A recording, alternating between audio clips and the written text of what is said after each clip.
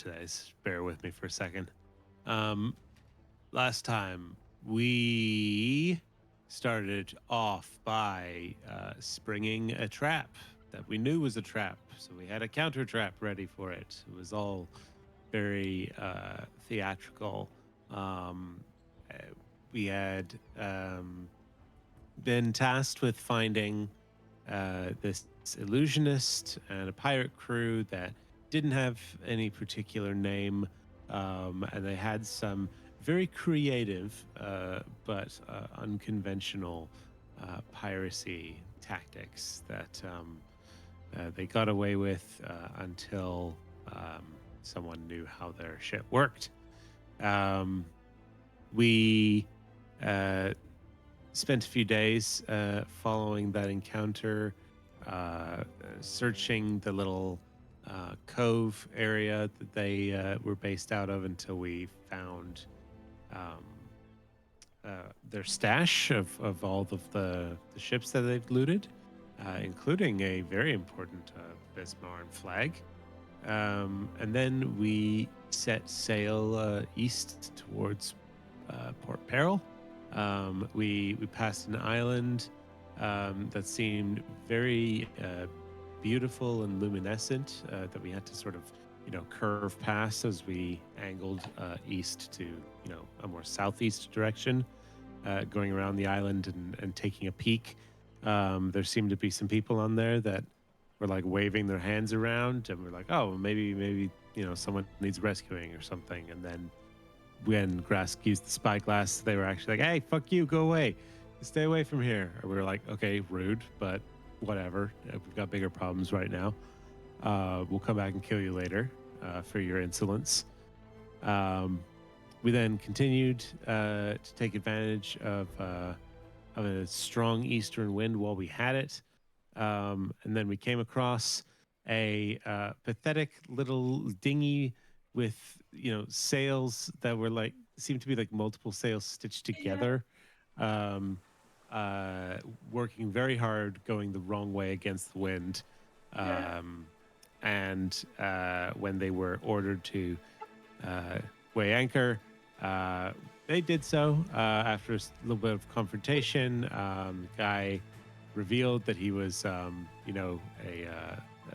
big Viking warrior who was supposed to come and slay a giant sea serpent. Thought that Shackles would be a great place to do so. Got swindled in a wager that sounded suspicious as hell. But nevertheless, they had, bet each other's fleet. So there's now a Viking fleet out there that's being, captained by someone that would make Jack swoon. And this guy was trying to make it out to, find his sea serpent on a little fishing boat. But Artemis convinced him to, it'd probably be easier to just become part of the crew. And yeah, whenever it's convenient, we'll go on your fishing trip there, bud. And we'll probably still take the fame, but you'll technically get the kill. So he turned around and followed us into Port Peril, and is going to sell off the dinghy boat and join the crew. We spent a couple days in Port Peril, explaining, why we're here, getting swindled by the harbor master, having a party on the deck. Sindara has decided that it's time to leave on her vision quest into the Besmara pilgrimage that she has to go on. And yeah, we are about to go and meet the Hurricane King himself. Dun dun dun. Yes, although first, to win a meeting with the Hurricane King, do not make sure that he doesn't get bothered by all sorts of unworthy visitors. You've been warned that there's going to be a few tests one needs to complete to prove worthy. You've also been told directly by a man called Zada Goldtooth that these tests will be administered come dawn the next day, and to not leave your ship before they have been before you pass them. And then, if you do, in the evening of that day, you will then be invited to go to Fort Hazard, the big fort with its 8 towers looming over the city. 7 towers. So, last time we ended sort of with the night passing, looking out over the city and sort of having a conversation about this and that. But perhaps we just move to the morning. You all have had a full rest if you haven't done that already. Just in case there's something that noticed you.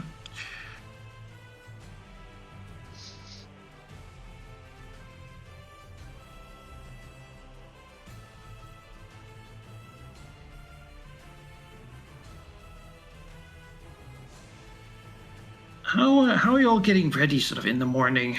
Allegedly, people are going to come to your ship.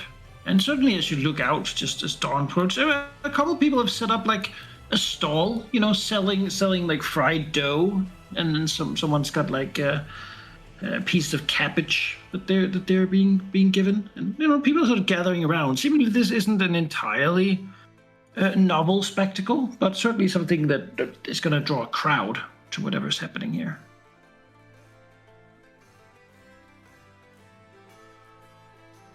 I mean, can the sellers of dough be persuaded to deliver?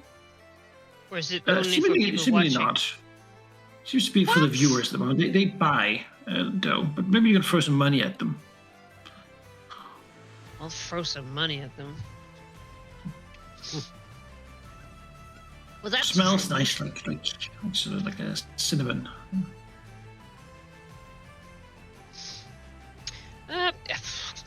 Gabby, does what she usually does. Rolls out of her big clam. Do her morning workout, running around the ship, checking all the weaponry, climbing up and down the mast a couple times, before heading for breakfast, and then, petting Bezabel and saying it's a wrap.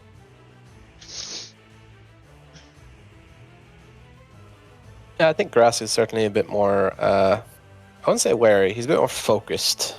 There's a lot going on, and everyone's really into the belly of the beast, so to speak, at this point. So he has his eyes out. Not distracted, just focused. He might check in a bit more thoroughly on people, make sure they're getting ready and stuff. And just generally make sure that he's seen and present, so that, if people need him, he's there.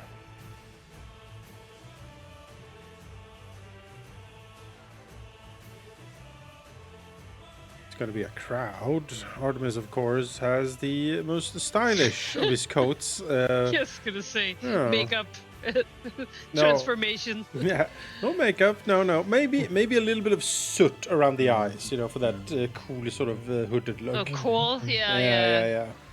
But make sure the hair is properly, glistening and gleaming and has the right flow to it, stuff like that. Make sure the banner is newly washed and all of that stuff, I was gonna say, does he sleep with his hair like half braided so it'll get those like those or almost sort of curls? Yes. Oh yeah, of course. Does. Yeah, of course. No, this is obviously. If he was a wizard and had prestidigitation, it would just use that to sort of get the right ball for it. He has to work for it. Yeah, but this is I have 1 point in craft. That's what I use it for. Hair. Yeah, craft hairdresser. Product. We have an alchemist. I get some product from her. It's all part of the process. vital.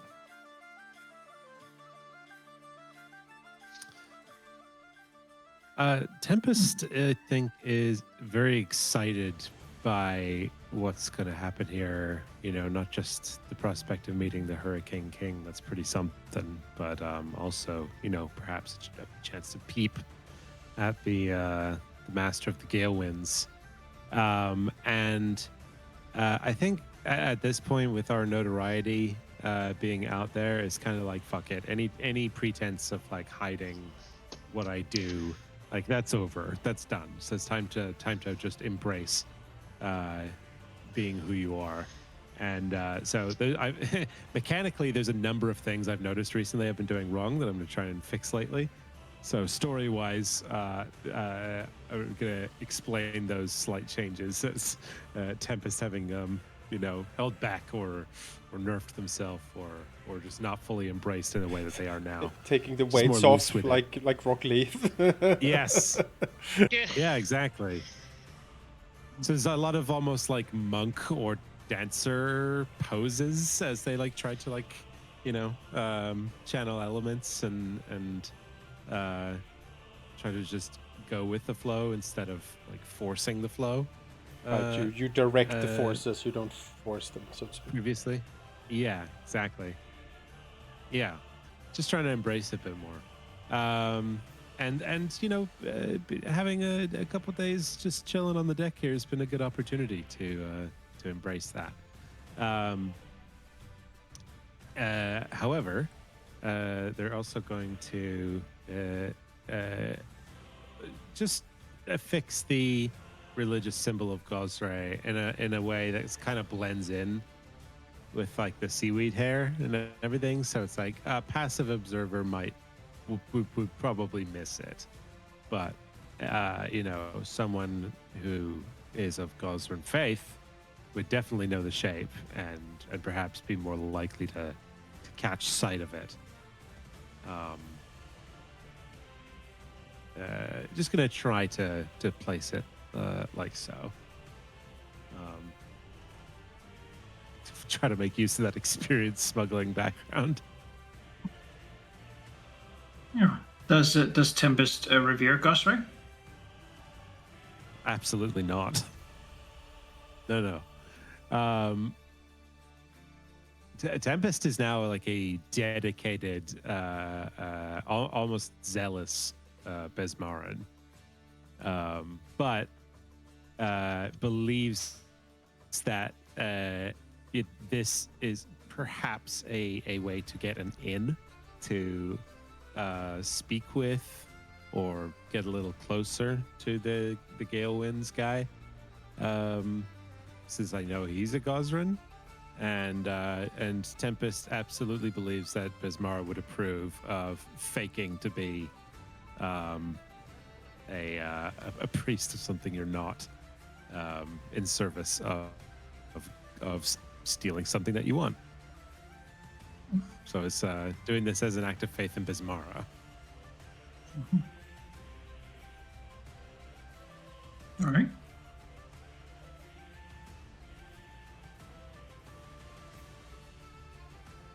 Which leaves Praxu. For Praxu, this is mostly a day like any other. He gets up early, as he does whenever he didn't do the night shift. He waxes his head. His hat, rather, not his head. That's not necessary. I was gonna say, wait, what? All under there. What on Is earth? that why he always wears a hat? No, Bald up there? his hat. Okay. Making sure it is love this well in maintained life. and ready and all that. And then you know what? I as a player am far too careful sometimes. Praxu, however, is sneaky and all that. He would actually leave the ship like in the dark of the morning with the intent to join the like onlooker crowd and be like, wow, you know, what do you think will happen to them? So, sort of trying to get some info from the crowd, what they expect to happen next, as maybe a hint of what might actually happen here. Ooh. clever. Give me a stealth roll. Secret or open? Secret. Nice one, shoot. Yeah, actually, like I mentioned, that climbs down the back side of the ship too. In the early morning, and then Brexit will be out in the crowd with the people. Can have some fried dough or fish on a stick, or people are murmuring like, talking about whether what they think about what's going to happen. Indeed, some people are taking bets on whether these ones will make it or not. How many of the challenges they will complete before inevitably being ousted. Someone will, in a gruff voice, say that of course it doesn't matter because Zadok is a man of money and not so much of anything else really. So in the end, they'll probably just pay him like the last many did to leave them alone and make them pass anyway.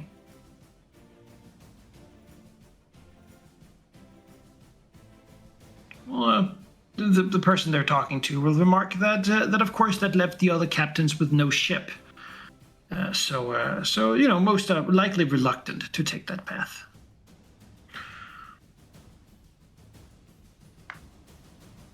It's like not so long. Like I also bet against them. I mean, look at them, right?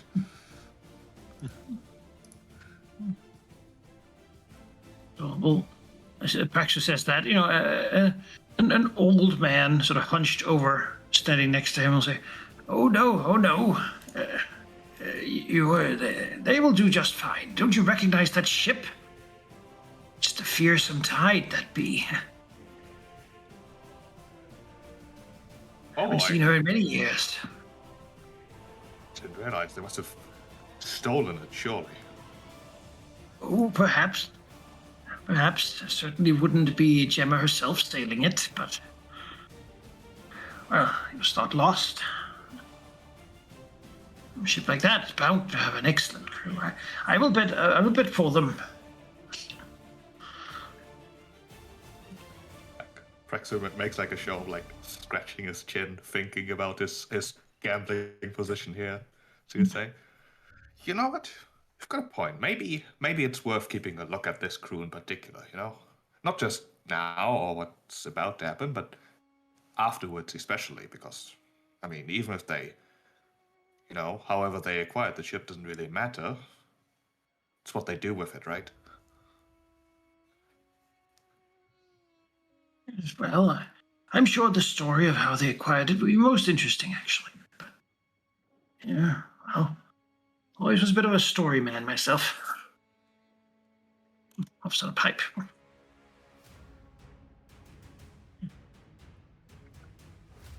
And at some point, give him opportunity.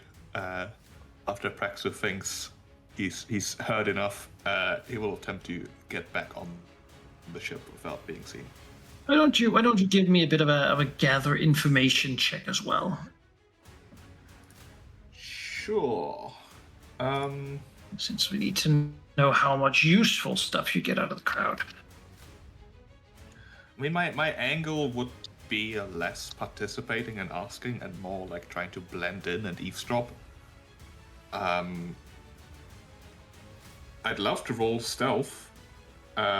Alternatively, perception to eavesdrop. I don't know what really would be appropriate. I would give me society. Society, yeah, I can do society. Most obvious one is diplomacy. Obviously, it's typically the information gathering thing. But you're trying to avoid that specifically. So let's do society. You're inspecting people, seeing what's going on. Taking an outside of you. Exactly. I don't want to start any conversations. All right. You look around. It's kind of hard to tell because these are all scoundrels and pirates of various sorts. They seem to be locals, though. Not a lot of other travelers sailing to or going to look here. They look over, but they're not so interested after all. It seems like a spectacle locals enjoy. From what you hear, there's most definitely going to be gambling involved because pirates need luck. And how else to test luck than by dice and cards and other games of luck? Beyond that, tests of pirate skills, and apparently for the whole crew, typically. It's also worth it that there are secretly 4 tests, though only 3 are official. The last one is to behave in a manner that brings respect to you in the eyes of the seneschal here, the Tzadok Goldtooth, the right hand man of the Hurricane King.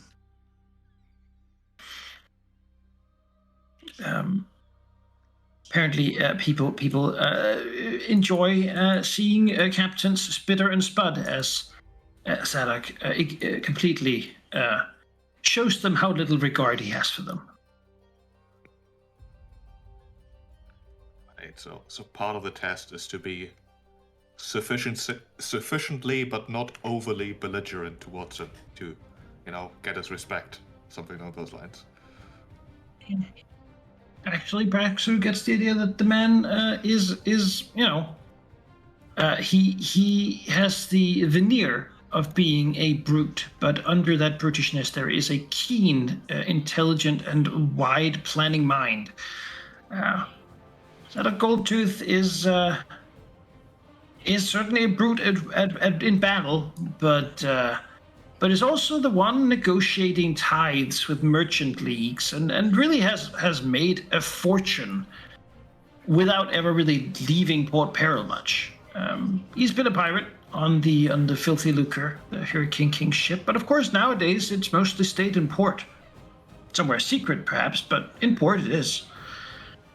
Instead, they make their money selling escorts to merchants and dealing with taxes and negotiating protection money and this sort of thing. And this man is allegedly the sort of the genius behind all of it. Most people don't realize that, though, because they buy his sort of brutish look and act. Praxu knows. He's always known. Well, not always, but certainly since before setting off on the whole journey. Mm-hmm. That's good info, though. We'll try to get that back to Artemis. Does he want to be on the ship when this whole thing begins, or? Yes, he does. All right.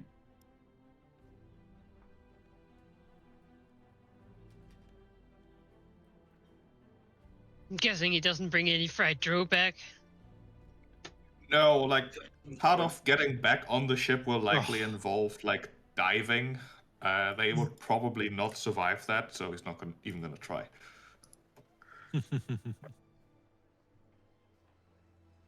That's fair.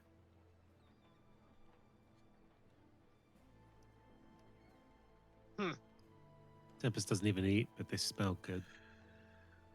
Even from here. Gabby feels like Praxu is smart enough to have... If he did want to, he could have. He could. That was just... No chance. No chance at all. That, scroll case we got that was waterproof. Could have fit something in there. It's a scroll case, Sleeves. not a fry case.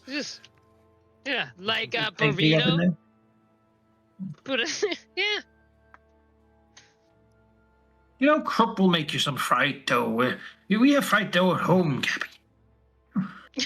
Yeah, what Mom says. It's some of the battering I use for fish sticks, but now you can have some just mix some salt in there and fry it up for breakfast, hey? And then Krupp has a long really shopping list because he needs to fill the stores here in Port Peril.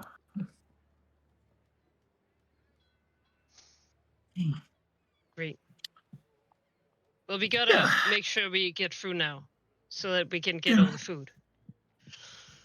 As morning turns to close to noon, people get a little restless. After all, this usually happens in the morning, but it seems like whatever this crew is, they're not important enough for anyone to really give them any priority time. Yes, it seems like Tadak has more important things to do in the morning, and doesn't really show to begin with. It's part of their humiliation process. You know, you're Mm. supposed to make us wait to show that their time is more valuable than us. It's just part of it. It's a good one. These these silly little games they do.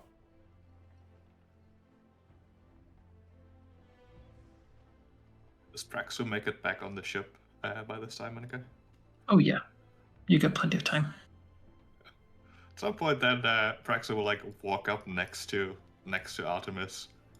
So he can see Praxu looking around briefly before, presumably not spotting Gabby, and then chewing before swallowing, and then saying, "I got some info for you, Captain. There will apparently be 4 challenges: 3 official, 1 hidden, and they will involve the entire crew. Well, 4th challenge is to somehow be respected. So I assume that means no groveling and no, well, too belligerent behavior either. Trying to hit a good middle ground there. Not sure what you'll expect, but it's worth keeping in mind, perhaps. Interesting. All right. Very well. Work. Also, not directly related to the challenges, but I am noticing that our ship is drawing quite a bit of attention. The good kind, the sort of anticipation of what we as a crew can do. So, given the opportunity, I think we should show people.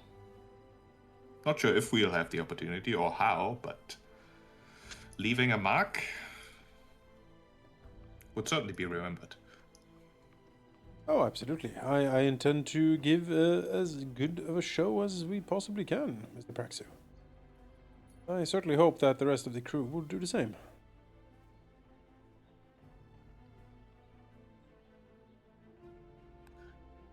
I expect so. Well, we'll see. We'll keep an eye out for opportunities. You never know what might come along. Yeah, speaking of keeping eye outs, like I'm assuming it's all set up that we have watches eyeing, all sides, not just the bridge. Feeling the longer we wait here, it's like, well, make sure that there's eyes, going out into the wardroom. Crow's nest.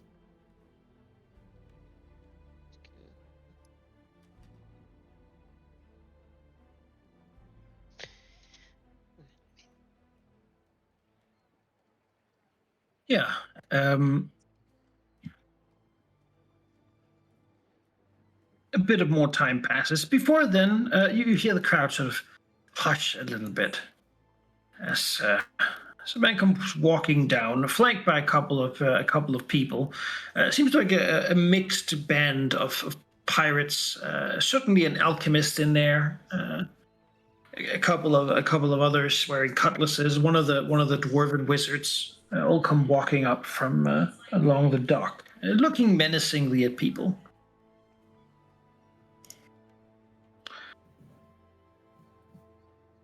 As he stops at the dock, looking up at the ship, squinting a little bit against the sunlight, he introduces himself pretty formally.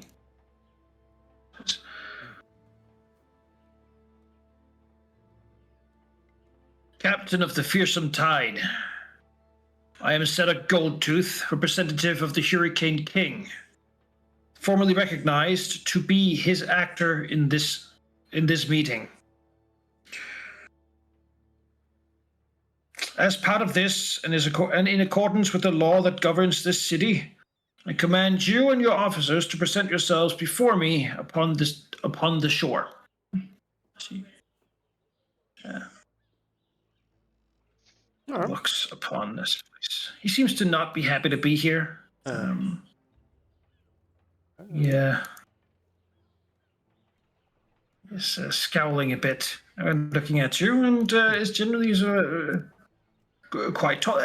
Grass could be face to face, right? Right.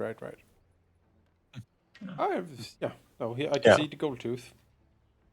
Mhm. I mean, yeah, Artemis will give the signal for the officers, and he will go down first, with the others coming after.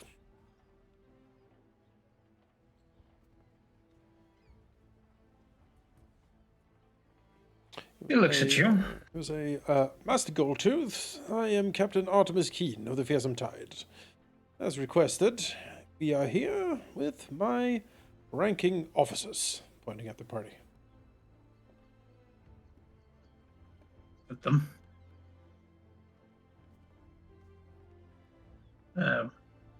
Doesn't seem particularly impressed. He says, I've been told by my harbor masters that you have requested a letter of marque from the Hurricane King. He looks around to the crowd. Before even earning the sponsorship of one of the captains that already has one. Highly unusual. Bit presumptuous, don't you think? Some people sort of a snicker at the ship. Artemis rolls his shoulder. Presumptuous, Master Goldtooth? Absolutely not. Me and the crew have performed several daring deeds of piracy and treasure hunting. To ask someone of the other captains permission to come here to ask for a letter of marque? No, I think not. We are here of our own volition. He smiles rakishly to Goldtooth and the crowd.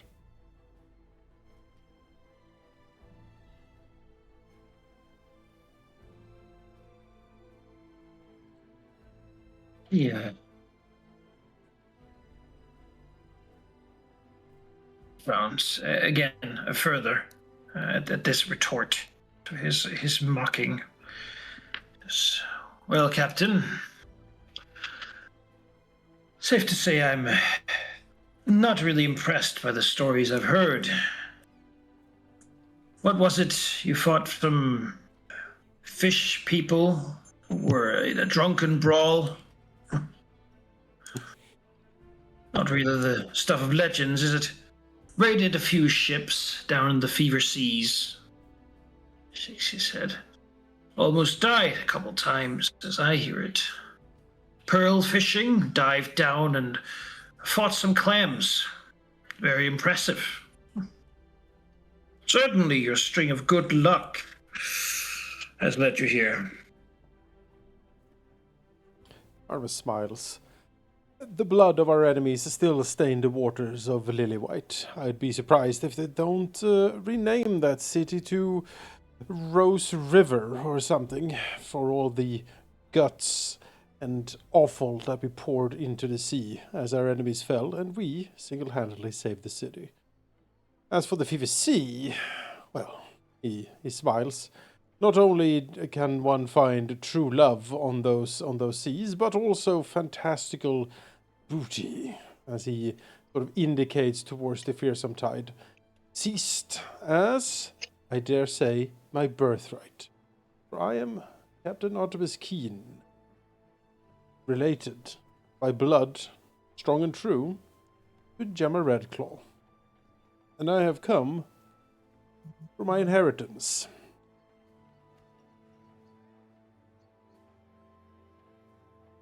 Yeah, give me a diplomacy check. Absolutely. To impress the crowd. Let me tell you about this in a song. Ring. Pretty good. Well, that's pretty good. Yeah, there's a bit of murmuring and whispering. Not a lot of mocking laughter for that one. Well, Captain, I hope you and your crew are ready to back up those claims. After all, His Majesty, our sovereign, is quite busy. Many things that such a grand mind must contemplate. And so I have been relegated this duty of weeding out the scraps that come and sort of wash up on his shores. What we're going to do is see if you really could be pirates, or if you're simply landlubbers playing at being them.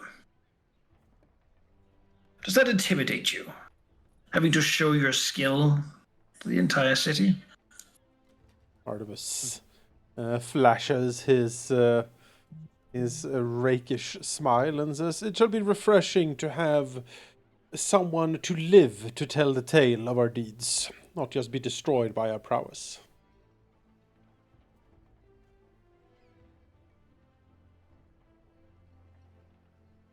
Well, we shall see. It is a mighty ship. A fine one. Looks at the coral. One I would like to possess myself, in fact. Maybe one day I shall have you gifted to me. Yeah. So, we'll have to make sure that you haven't just paid someone to get it. That you aren't just a couple of fancy folk from some northern nation come here to play at pirates together. Some country parling. Steps behind a mast.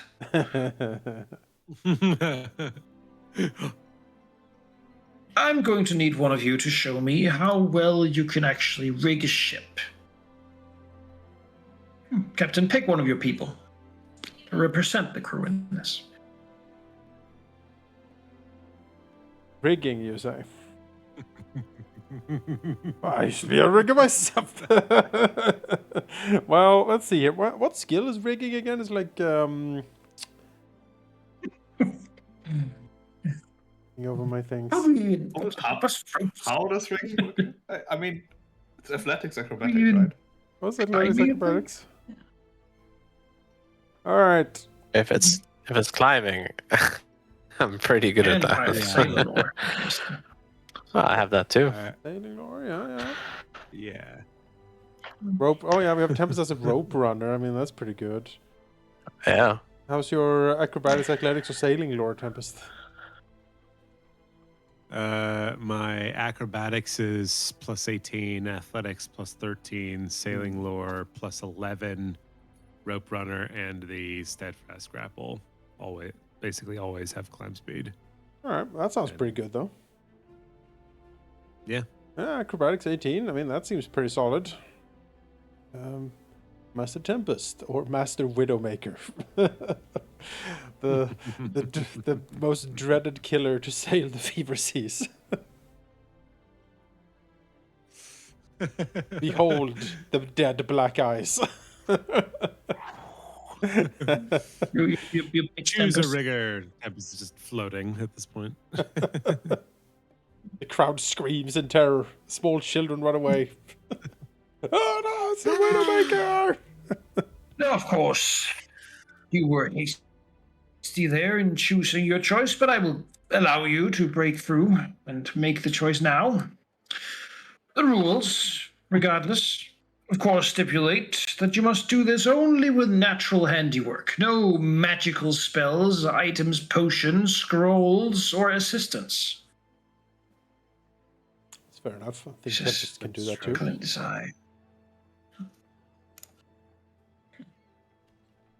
Of course, these rules count for all the competitions. I will inform you as they become relevant. Of course. The crowd murmurs. Oh, yes. Did not see that coming. I'm sure. Magical. And, of course, it's not exciting without a little bit of competition. Let's see, he looks over his shoulder.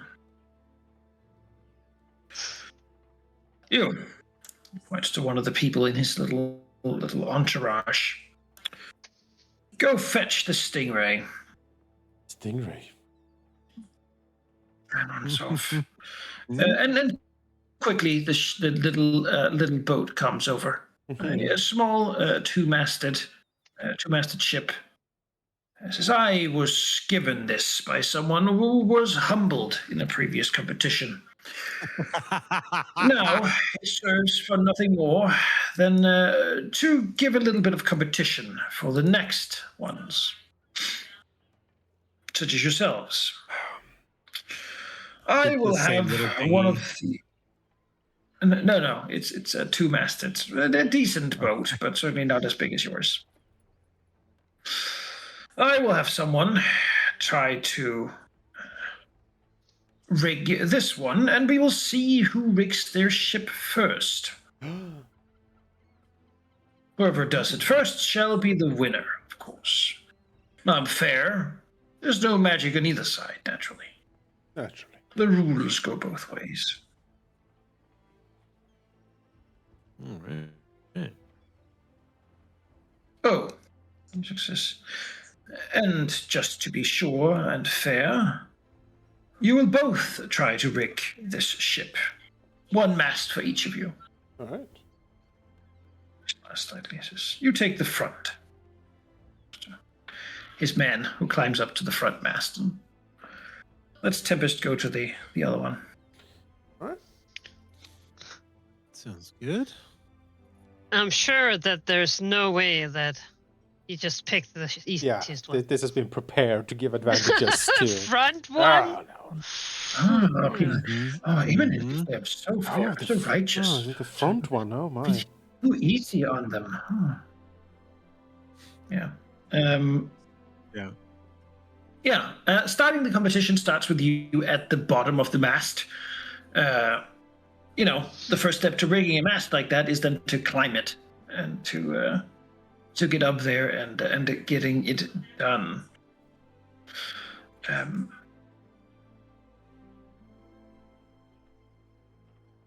I know how well Zadok's man here does it. A man named Haynes Boyne. Pretty good sailor, but not. He doesn't really stand out of the crowd too much. Sure. Clearly, he didn't pick someone who's like a master acrobat or something.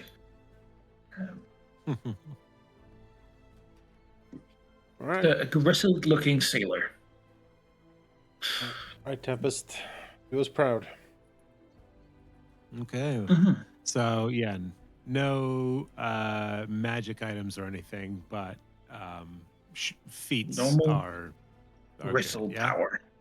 Yeah, as long as Okay. it doesn't seem like magic to the crew. I mean, to the crowd. In that case, as long as it has anything to do with ropes, I just have a 15-foot climb speed, so I can just hustle 45 feet up, no problem.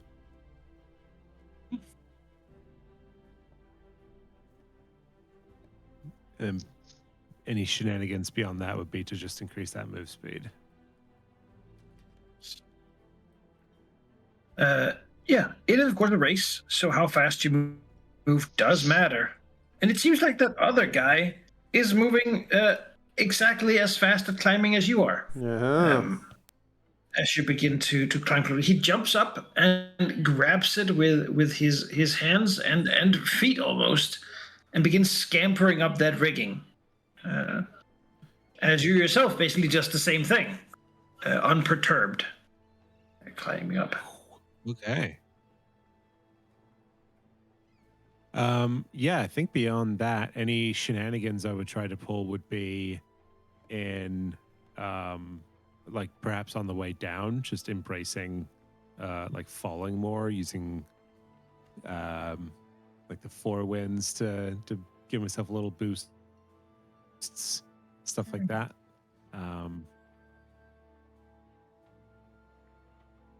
Still, getting up is only the beginning, and you both do that quickly and without issue. The next step is to actually perform the rigging of the sails. To get an idea of what that requires would be a sailing lore check. Okay. Secret. This, yes, please. Okay. Have you look at it. This ship is not rigged up as you would expect. It seems to have a foreign type of rigging, one you haven't seen before. And even as the other guy begins to rig it quickly, you seem to be falling behind. Is this something I can spend a hero point on? You certainly can. by pulling on your improvisation, I suppose. Inherent pirate luck. All right. Even as you do, this still doesn't really make sense to you. As the other guy seems to be well versed in many types of rigging. At least that's what the crowd sort of murmurs as he begins to work on this foreign one. Oh, there's a tea and rigging this time. There's dragon sails. As he works quickly and hard at it, you do get another try though, because you might be able to catch up by doing really well. But of course, yeah, you're a point behind. Okay. Yeah.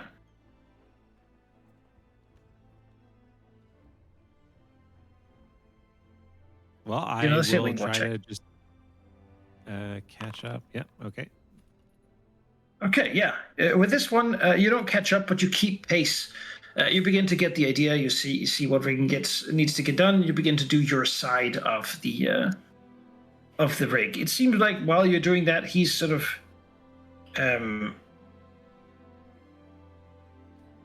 finishing his side a bit, and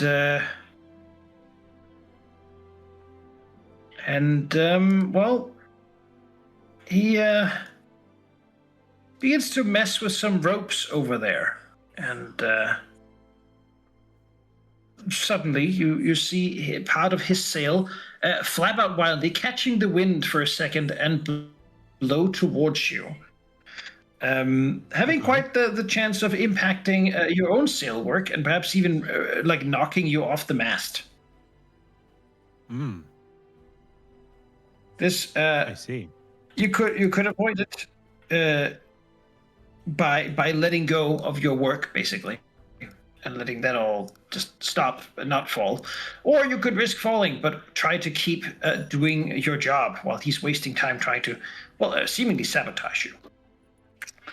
That, however, is a hard sailing lore check. Okay. A hard sailing lore check. God, it's not my greatest skill here. Can I do something where I don't want to abuse the steadfast grapple too much, but the whole thing is that it can hit objects. You know, if I'm aiming at an object, it just auto hits. So could I use that to like grip onto the work and then Tempest jumps out of the way or something, but is still able to hold the ropes in place, just to kind of like, eat their cake and have it too, as it were.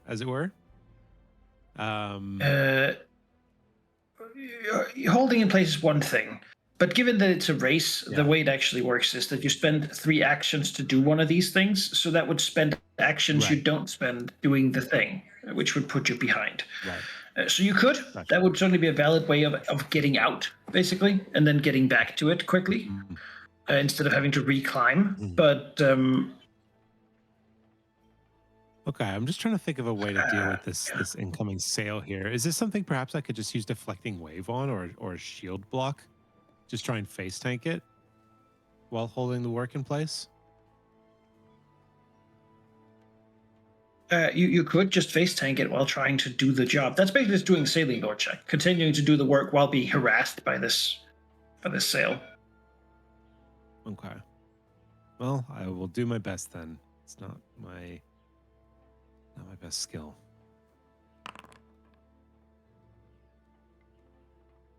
Well, even as the sail flaps up and strikes towards you, Tempest manages to swing around and just manages to avoid the slashing sail while continuing to do the work. Perhaps the view of the other crew looking up and seeing it,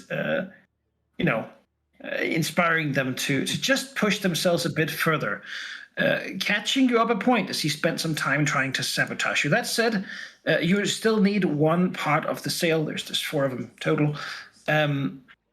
And now it is harder because of his unfurled sail. Still, if you can win this one, you will get it, rather than being being behind, as he has to retie his sail after this attempt. So one more sailing check.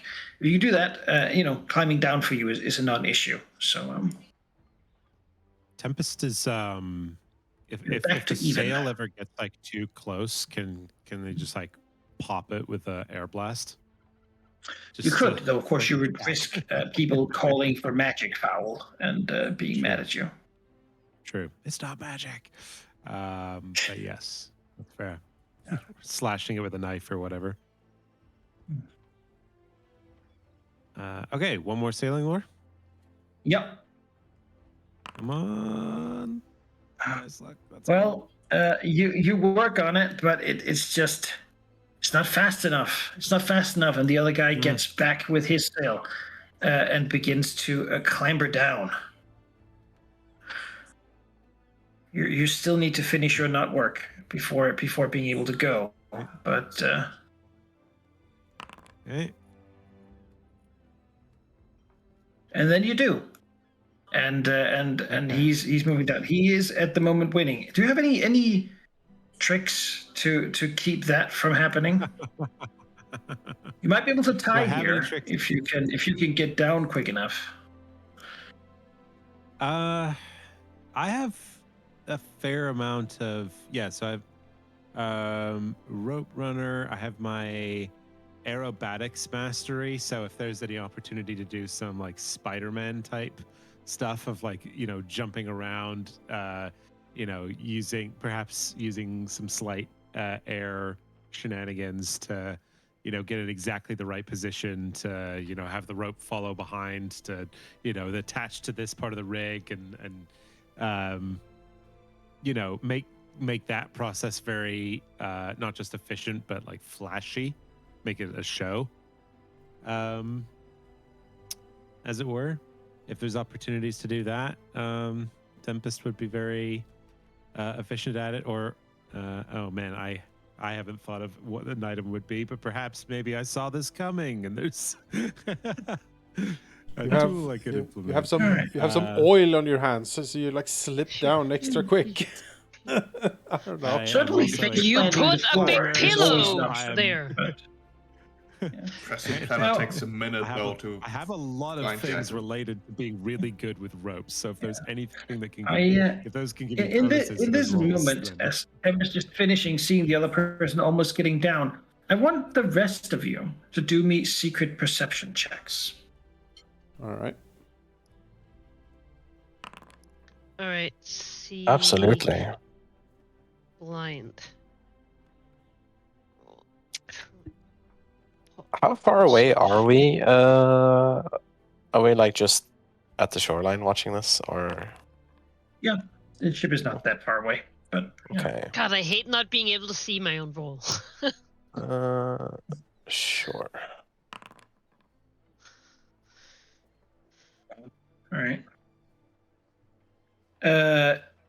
Gabby and Grask sees it at the same time. Though Gabby, you see, like at the top of the mast that Haynes here has been climbing and rigging, you see a weird sort of shimmer. But Grask, you believe even more that you notice an invisible figure having secretly climbed the mast and making its way to Tempest's rig work, perhaps with the intention to cut it.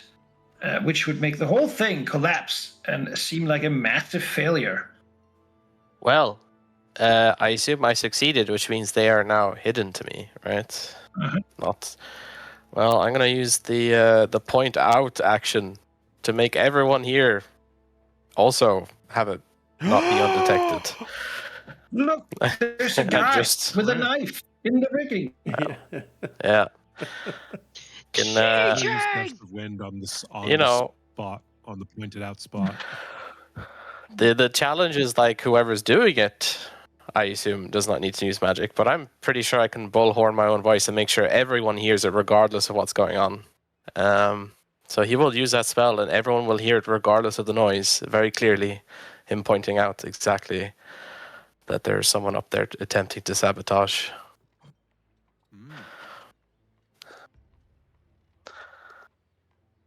Rexer will draw his bow and throw a glance over to Artemis. Oh yeah, shoot. Praxu will then, he'll Yes, shoot gonna at the say, figure that shoot. just has pointed out. Yeah. Make an attack. In fact, while no magic is allowed to be used as part of the competition, this is outside of it, I would argue, which means I'm gonna sure strike this. Nice. All right. Oh no.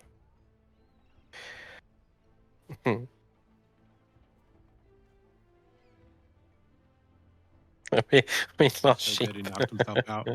Yeah.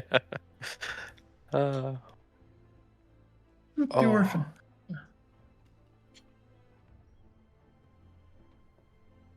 All right. Yeah, that'll do. Give me some damage.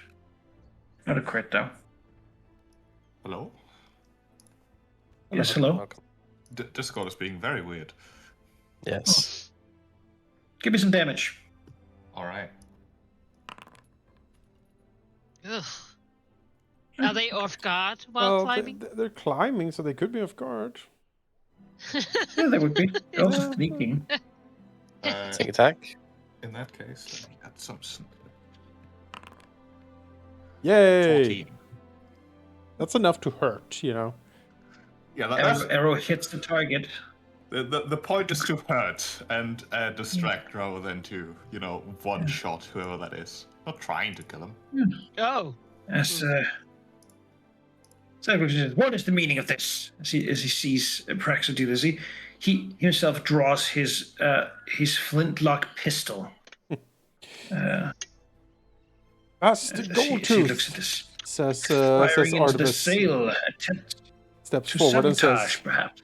"Good people, Master Goldtooth, as you can clearly see, a rascal intent to sabotage this honest competition has snuck atop the mast. Behold!" As the arrow sticks out, and I so blood is dripping from whoever's wobbling up there.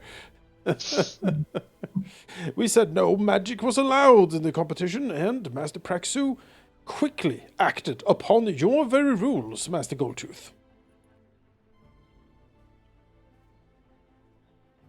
Exactly. Merely me a enforcing diplomacy a check. fair competition. Was that Banker? Give me a diplomacy check. Absolutely. Versatile performance. Wow. Nice. Man, pretty versatile performance. All right.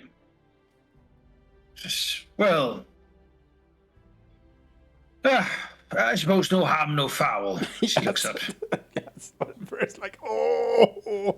Sees the dead body hanging on my Still, on my ropes. a competition. waist is bleeding You lost. down. She makes a pouty face. Oh, well, I think it's close enough to call it, at least. That's Well- not done yet. next up, a bird eating competition. Can Oh, Tempest well. can Tempest try to cheat when everyone else has his attention? You could, yes. Could I stick my hand underwater and then use hydraulic push and just try and use myself as a motor? Underwater? I What? think you're still in the mast. Okay. Well, I can also do normal wind stuff. But if you want to try to damage the other guy's work, you certainly could. Is he? Sure. Do you have an air slash or whatever. something? At the risk of being discovered, you could do a stealth roll to try to do something. If you were over there, you could do thievery, but given that you Tempest of the Wind and so forth, I feel like making I the think wind stealth do makes more things sense. is something that an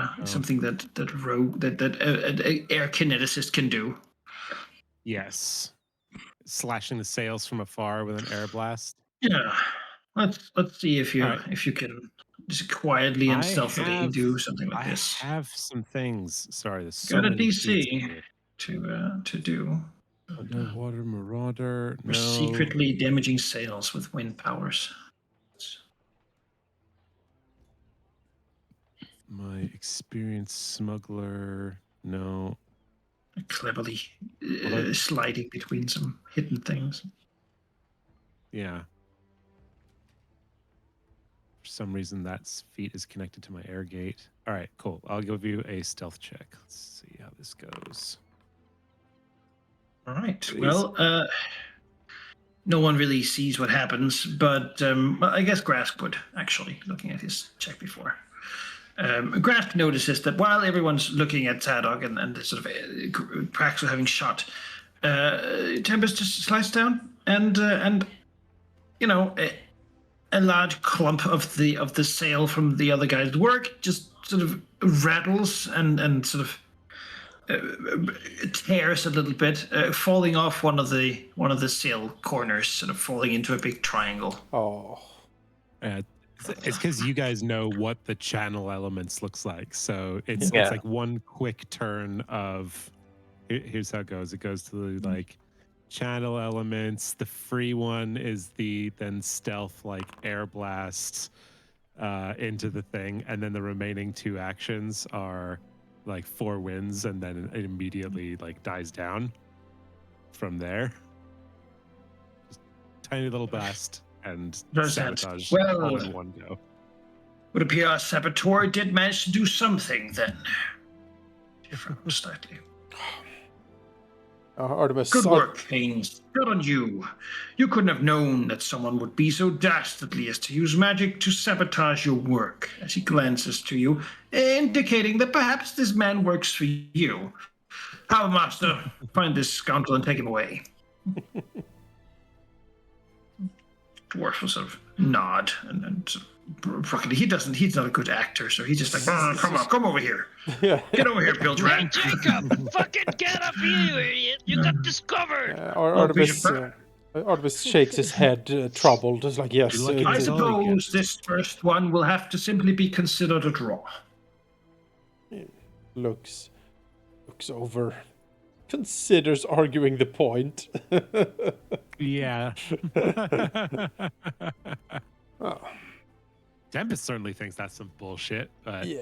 No, Artemis will be like, well, I mean, surely, Master Goldtooth, a sail that cannot hold up time to. for the next tile.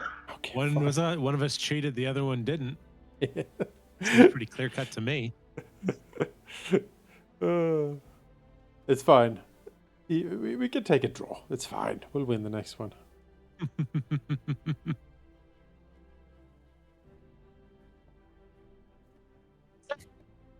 But it is shoddy work if, like, an invisible buffoon can undo your sails. I have to agree. Yes. Now, Captain, how would you pick which of your crew is the luckiest? Well, who would be the luckiest? Interesting. Well, it's not the Grask. I'm sorry. No, it's definitely Praxu. Yeah, I think it's definitely. Praxu makes his own luck. Yeah. Yeah, I think it kind of has to be Praxu, right? Practice dice rolls. All right. You feel lucky, Master Praxu? Think whatever competition you want to put me in, I will win. There we go. It has been decided. You know, you can see like Praxus still the bow somewhat tense, like staring at Zadok here. Before he reluctantly sort of sheaves it again. Fingers twitching. Gabby's hand is also twitching.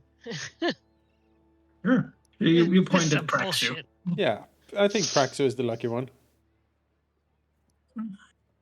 Well, step forth here then. Not the first time a Jinx Eater has been chosen for this competition.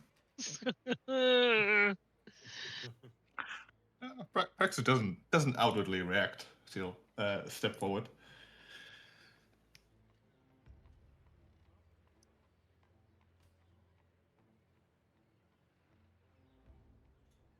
Alec points to two of his people. Bring me your cards. They do, and he takes the two decks, which seems to just be random cards from different types of card games, and then he mixes them together semi-randomly, sort of shuffling them around.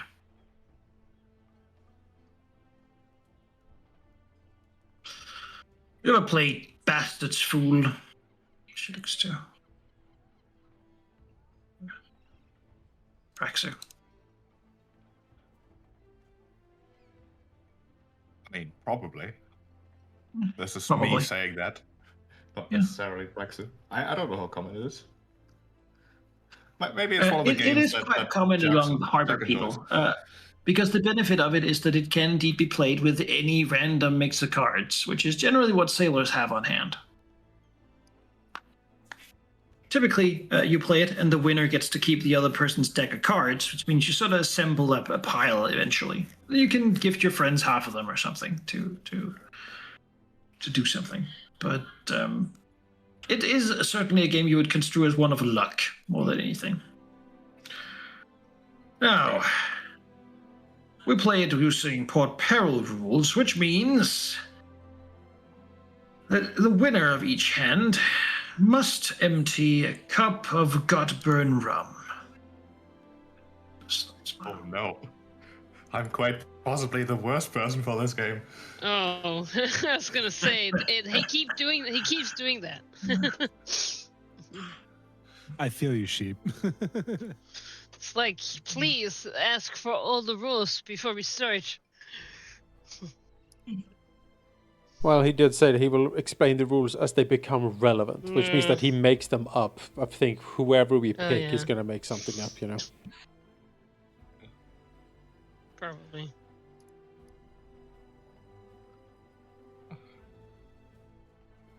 Is it Well- about losing cards? Because then Gabby would be the best person. Just eat them. Just need to be lucky Now, enough for my. Beyond that, of course, we need a wager. She looks to Praxu. Is your captain a generous one, or do you need to borrow money? She looks around at the others. Typical wager would be 100 pieces of gold. Though a poor captain might only have that in silver. Chuckles as people sort of chuckle around. Slam it down in platinum. Fuck you.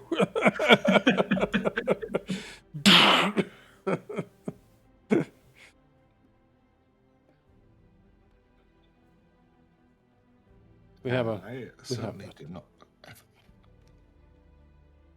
Do you have that? I'm pretty sure we have that. Access my.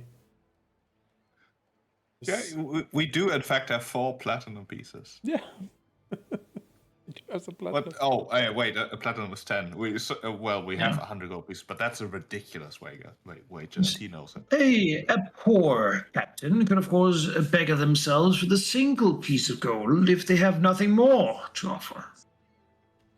Though certainly, I wouldn't be something. It wouldn't be anything impressive about that. I mean, you know, we have to. I believe in Prax's ability to cheat.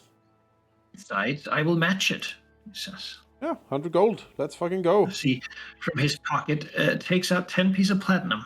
Yep. Shifts the pieces in his hand. Yeah. We'll do 4 pieces of platinum and 60 gold. A money lender, sort of sniveling, having him snuck up, sort of retreats back into the crowd. Oh, no. It's the only Abadarian in the city. Sort of looked back at him. You know, he works with the money lenders quite clearly.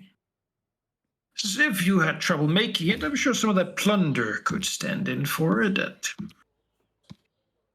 Well, It is true. my men would pick out a few pieces, and You have. And take it at perhaps 1/4 of ordinary market rate, just No. for the trouble of having to sell it for you. As I said again, we put down 4 platinum and 60 gold pieces. That's what we wager. Just gonna like chuck it towards Praxu in Yeah. a small bag. We can also give them. that you'll catch dramatically without looking towards it. Of course, yeah.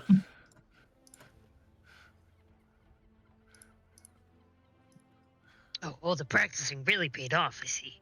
The wager is set.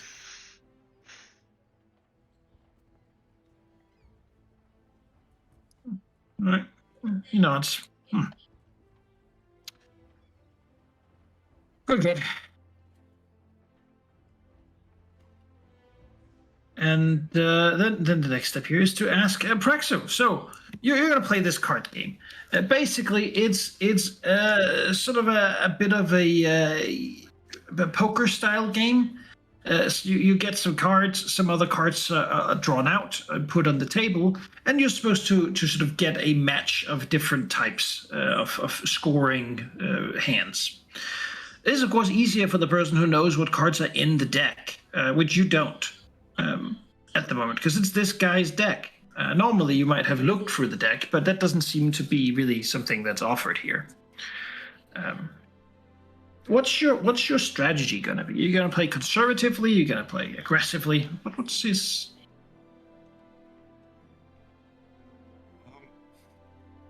I mean, there's two approaches here that Praxo will sort of weigh against one another to see which one he thinks might work best, because I certainly don't. The first one would be to violently cheat. Well, not violently, but certainly exhaustively cheat.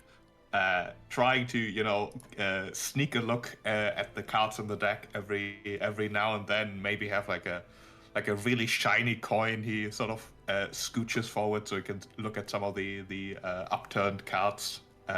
So he can get a better picture of what cards are available and what cards are in there. The second way would be to just trust that he is really smart and has an excellent memory, which in these kinds of games tends to be pretty useful. I know from personal experience. And while he does not specifically have gambling lore, I think he certainly, maybe learned the odd trick or two from just through osmosis with Jack, really. So those two things would be the rating approaches. on the deck. Yeah. Yes, gambling lore is certainly the skill of use here. Having that is the time where that really pays off in a big way. Alternatively, skills that are useful when playing this card game is deception or perception. Either trying to read the other player and see when to fold and when not to, or try to hide your own emotional responses to your drawn hands. And then, not have the other person play off of them.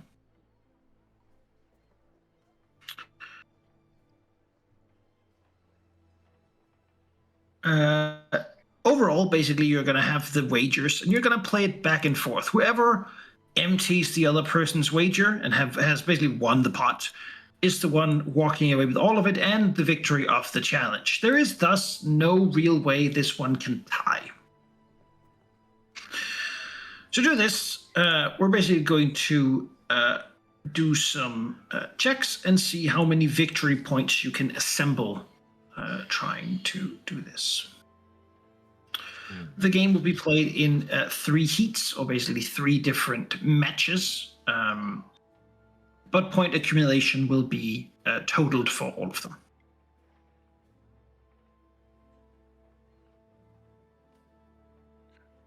All right.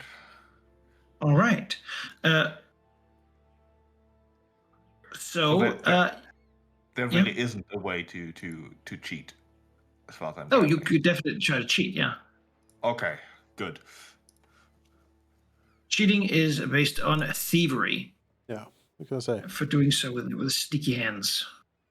That is definitely the thing I will be relying on here, because I don't know, this was a bad idea. Beyond that, cheating is something you do next to actually playing the game. So first you got to see how you're doing playing the game. Then after that, you can decide whether you want to try to cheat during this round. All right. Okay. Of course, every time you win, you will have to drink a bunch of alcohol. So it's also worth keeping in mind because it's not soft stuff. That's fine. I've had All right. worse. Then let it begin. The dealer is picked out from the crowd. Zadok points at a guy randomly, surely, and who then comes over Yeah. and begins dealing. So I've never seen that man in my life, he says, and then he you'll be the dealer.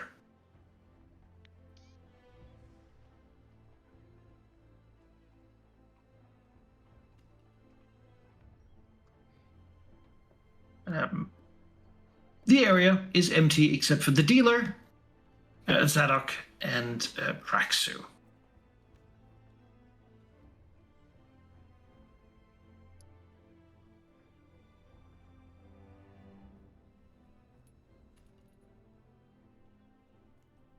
All right. Then let's start with the first couple of hands. It seems that Zadok plays pretty conservatively in the first hands, betting very small amounts to test out Praxu's skill. Let's see how well you do, Sheep. You can do deception or perception or gambling lore. Gambling lore is by far the easiest. Sadly, I do not have gambling lore specifically. This is a very, very pirate or Shackles game, right? Would those lore skills apply to at least a marginal amount, maybe a higher DC? No, I think they're too general for this. Okay. You certainly know of the game, but specifically the strategies for playing it, that's a gambling thing. Or games lore, I think I would also not work. No, That's I have a more lot of general. lore skills, but those are not among them. In that case, Praxu will, in this first round, also play somewhat conservatively. Maybe even with the intent to seem like he doesn't know what he's doing, and that he is, in fact, relying entirely on luck, because that's what this competition is all about, right? Make it maybe like outwardly second guessing his decisions here, like pretending to know that pretending that he's not very good at this game, which honestly is true, but that's nobody has to know that. It's a clever ruse, trust me. With a deception. Just an open roll? Yep. Well, That's okay. Praxu wins small bet after small bet. Zadok shakes his head, looking at it, says, well, just isn't my day, I suppose. Perhaps you are lucky. Anyway, she pushes the many tankards of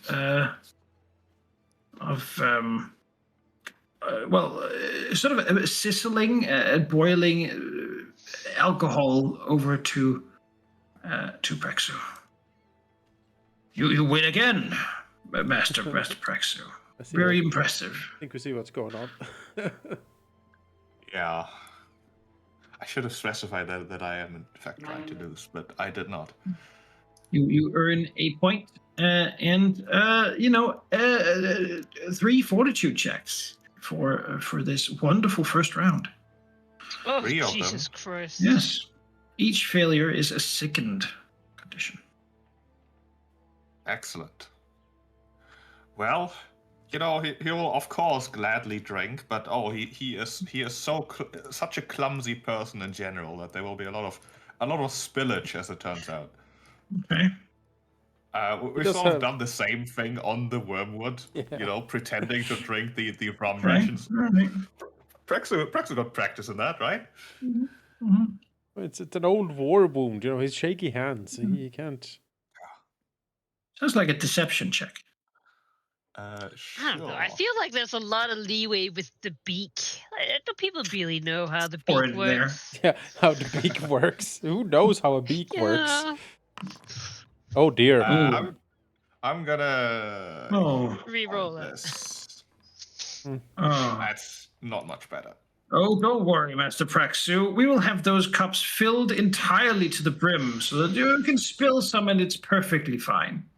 I will say. Oh, Man of your luck, should not be so unfortunate to spill his drinks. Yeah, they will make sure that those cups are full to the brim as he looks at you, not calling you out entirely and being a wuss for the drink, because he wants you to fill your gut with it. Yeah, that's not high enough, basically, to skim off some of the DC. They'll make sure that these are well filled. fortitude saves, you say? Well, You're good for that one, Okay. and not good for that one, This one. and good for that one. So only second one from the string of Right. early victories. It's pretty foul stuff.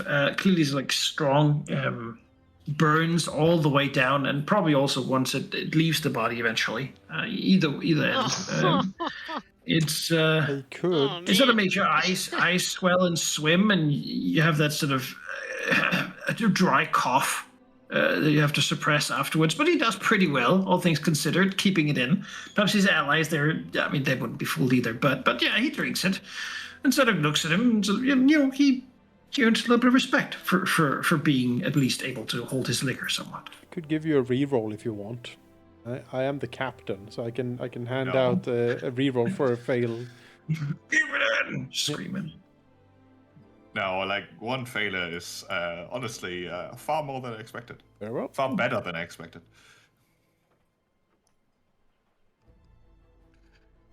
I'm technically winning, so it's all good. Yeah. Yes, you have a victory point.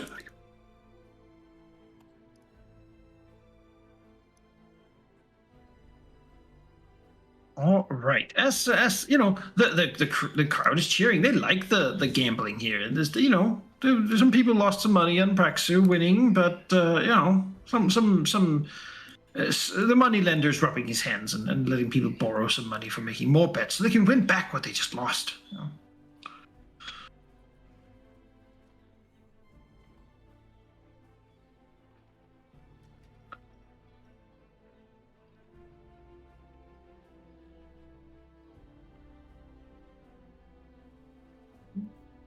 Round 2. Yes, round 2. What is Praxu's move here in round 2? Still the same, just trying to be lucky.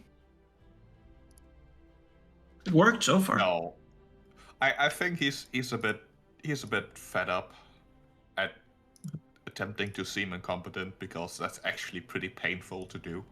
He's just gonna straight up just win really by properly sizing up Zedok. He certainly has plans for Zedok eventually. Probably not right now, probably not today, probably at some point. He's never been this close. So he might as well really read him here. With a perception. To see what his plan is. 25 is good. That's pretty good, yeah. He plays well. Even if it's one of those things. Praxu wagers. He's got a good hand. Everything's working out. And then Zedok got a royal flush again. The second one in a row. Somehow, this guy is just incredibly lucky all of a sudden, and all the cards are really coming up in his favor. How unexpected. Yeah, how unexpected as the dealer mixes them and shuffles them an extra time before dealing them out.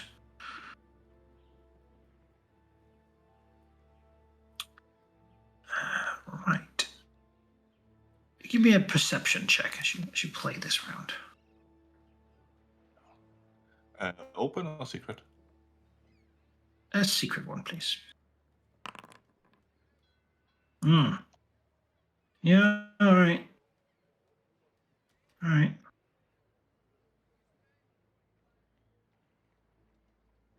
You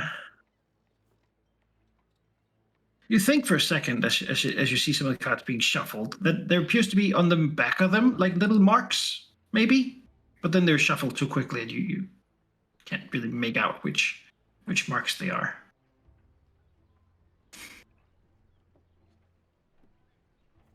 Like someone drew on them.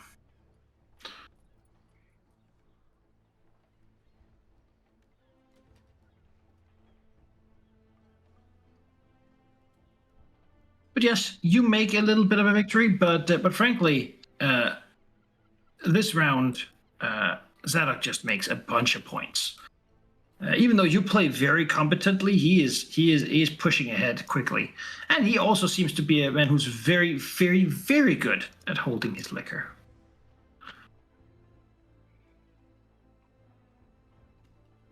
If you want to cheat, you can, obviously, but I mean, yeah, he is cheating. I have to cheat back. You know, maybe intercept some of the cards that were intended to go to Zadok here to finish his royal flush. Pick the middle card, make his other 4 cards useless, that sort of thing. let's see if you can manage it. That's a thievery test. The watchful eye. Supposedly good at this, but I am not, as it turns out. You can get the reroll. This might be a good one, yeah. Yeah. Then, by the power of Artemis's incredible presence, he will allow a crew member that just failed a check to re-roll it. It is a fortune effect.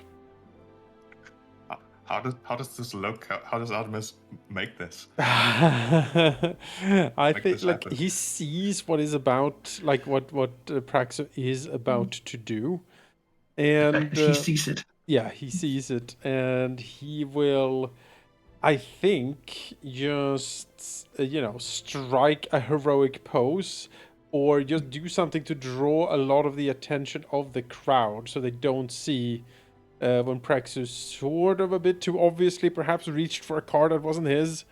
Yeah, he's trying to draw attention to himself, which is pretty good at, slamming down the Obnoxiously laughing at that joke. Aha! Oh, Master Graskel is incredibly well put. As Graskel, Oh, God. oh sheep, Fuck! oh sheep. I tried. I tried. Fumble the hand and drop Yeah. the cards, and Oh, Zadok dear. just sort of Somehow looks stabbed yourself into in your the eyes. throat. All right. Well, that's Yes, that. Okay, yeah, he looks and says, "Well, Master Praxu, I believe that card wasn't quite yours. Oh, it wasn't. My Perhaps you apologies. got confused." As he looks around, says, "Of course, we're all scoundrels here. We understand. Though, we all understand. We're all pirates here." Praxu says, "Though with this, I will have to, of course, say that your wager is forfeit, sadly. But if you have enough gold to pay for another wager, we can continue the game." I don't think we do.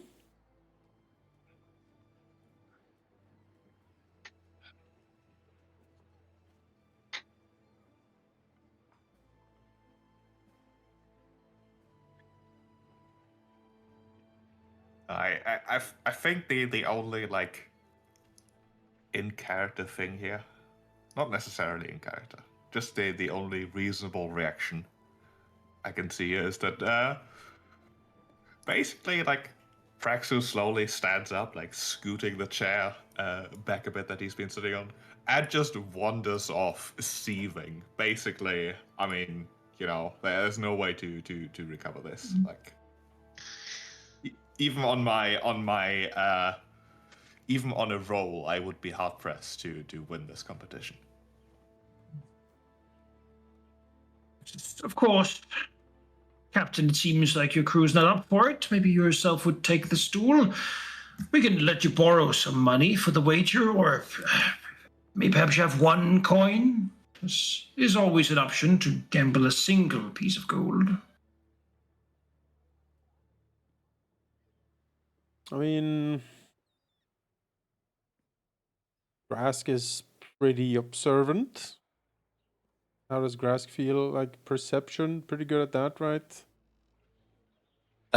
Yes, but in terms of actually playing the game, in any sort of way, no. But I can try. I don't know who else would be suitable for the challenge. You have the fortitude to withstand the drinks. Yeah, Well, sure. you know, you don't have the thievery to cheat, but I don't suppose you have gambling lore either. No, certainly not. I have perception, but that's pretty much all that I've got going for me in a game of chance that is rigged against me. So, I'm happy to sit down and attempt it. I'm just saying it's probably not going to be great. It's up to you guys. What do you think? I am not. Artemis is not made for this challenge.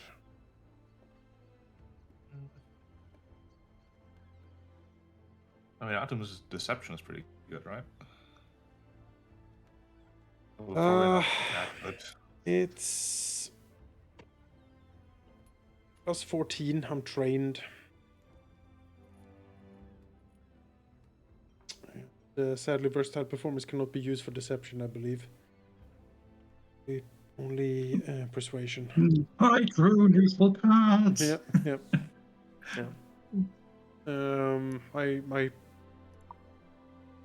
My perception is plus 13, which is not very good either. Well, you know what? How about I do it then?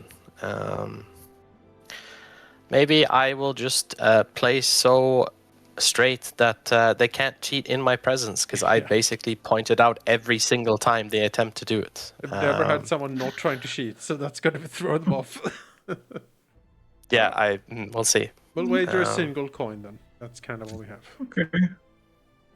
Feels like He the does smart like- thing he does to like, do here. Maybe just punch them in the He says face. like, oh, Just let me take me to you later. all right. Well, lost your confidence, Captain. I understand. It'd be hard for the little ones to lose something that matters so much to them as a few coins. Maybe Artemis will use Bon Mot on him and the vision of death. Mhm. You want to kill this guy? I'm up for it. Let's do it right now. We just jump him. Yeah, yeah. We'll see. He's trying to taunt us. It's fine. Mhm. It's working. It is rare to find kin such as myself that uses their mouth far more than, well, anything else in their repertoire. Yeah, you But tell let us him. play. Gabby Snickers. Yeah, you tell him. He like sits down in the chair. The chair creaks. Yes, he looks at Grask and says, well, I think, actually, me speaking to you or anything else is to your benefit. Now, dealer, you'll mix the cards and begin dealing them. Yeah, I think Grask's, from the get-go, Grask's game plan is to be vigilant. He is watching anything he can, and if he sees something, he will immediately point it out. Not like as a got you, more like a no. This is not how we play the game. Right.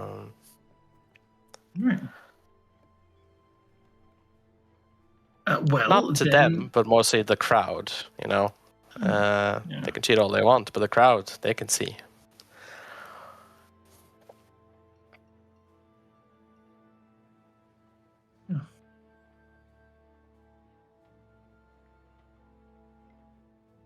Then give me a perception check for your actual playing, of Yes. keeping an eye on his emotions. If you can figure something out. Oh boy. Okay. Yeah. You see, and you. Turns out, Grask, you don't know this guy, and you have an incredibly difficult time telling what he's thinking. time and time again, you make the absolute wrong decision, going all in when you should have absolutely folded, and so forth. It is bad enough Quite to pretty much frankly- lose every leeway that Praxo won with his earlier rounds. Probably Quite, rolled a quite one, frankly, huh? I think that's not how I feel that should go. I would like to spend a hero point on that. I think that Okay. is Looking at absolutely. the string of these dice rolls, guys, this challenge of luck certainly isn't. Yeah, okay. He'll see the hero point. Yeah. I mean, it's certainly been our modus operandi to have bad rolls, so this makes sense. Okay, yeah. been very good. You rethink your situation perhaps, and instead manage to push things in a different direction. Instead, earning a little bit of a catch up, still not quite as much as Sadok's victory with his many points gained when all the cards just were in his favor. But still, you managed to get enough little victories to do a fortitude test. Lovely. Oh, come on. Well, What is this? it burns We so just kill this guy. terribly. It's just, oh no, gosh, you need the big mums like myself, of course. That's why they Strong. deleted skill challenges in 4E. All right. Well, this was made at a different time. Yes. It is clear. Well, game is still going, I Do presume. you want to cheat? I mean, I'm still winning, right? No, you're behind with points a little bit. Not by much, but you could do a thievery check to try to mess with the cards, if you I see. wish. Sounds like a bad idea. Who am I playing against? It's not him, right? Him? It is him, yeah. Yeah, yeah. Could I use some orc lore to try and unbalance him to make him make a mistake, or just like keep his get his attention No. off the game? Yeah, I would let you try to use Orc Lore to get a bonus to the next test. Let's call it that. Okay. So I roll the lore first, and then Yeah. all right. So that's a specific enough lore here that it would be. Yeah. Wow. You look at him. He's very hard to read as a person. It seems like he has an excellent, fantastic poker face. Actually, you see the facade, a tough barbarian style badass, but also that there's more to him underneath. And you see scars somewhat similar to your own. Perhaps he too comes from the cities of Arena, where once they fought where people still fight in gladiatorial battles. Though looking at the scars, some of those might also be deep ones, old ones from whips and the like. Likely Zadok didn't fight there on his own accord. I see. Get a little bit of an insight into his character might give you a bit of a bonus. So I think we will have a +2 to your next gambling roll. As they begin to deal for the final round. Yes, and I will do perception again, I believe. All right. +2.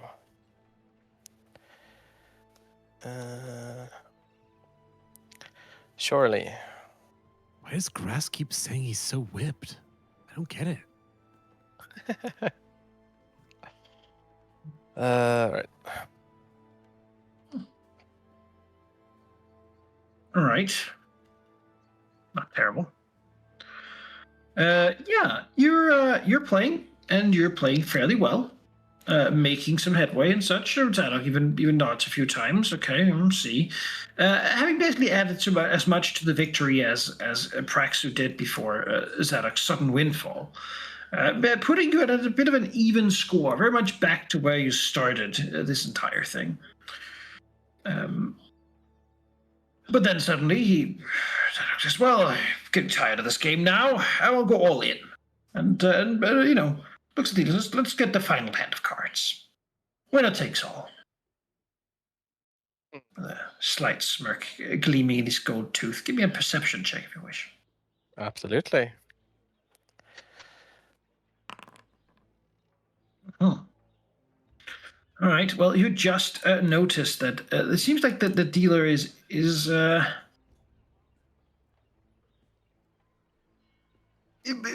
dealing from 2 decks at once, as it were. Seems like he has some other cards prepared that are being mixed into the deck at opportune moments.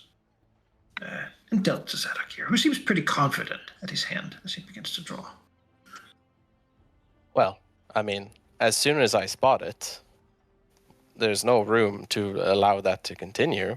I will basically get up and go for the dealer and attempt to reveal the deception immediately. I'm not going to let him try and get away with it. I'm going to attempt to grapple him. All right. Oh, yeah. You can grab the guy. The guy's like a scrawny guy came with a moneylender, but His face, slam him into the table.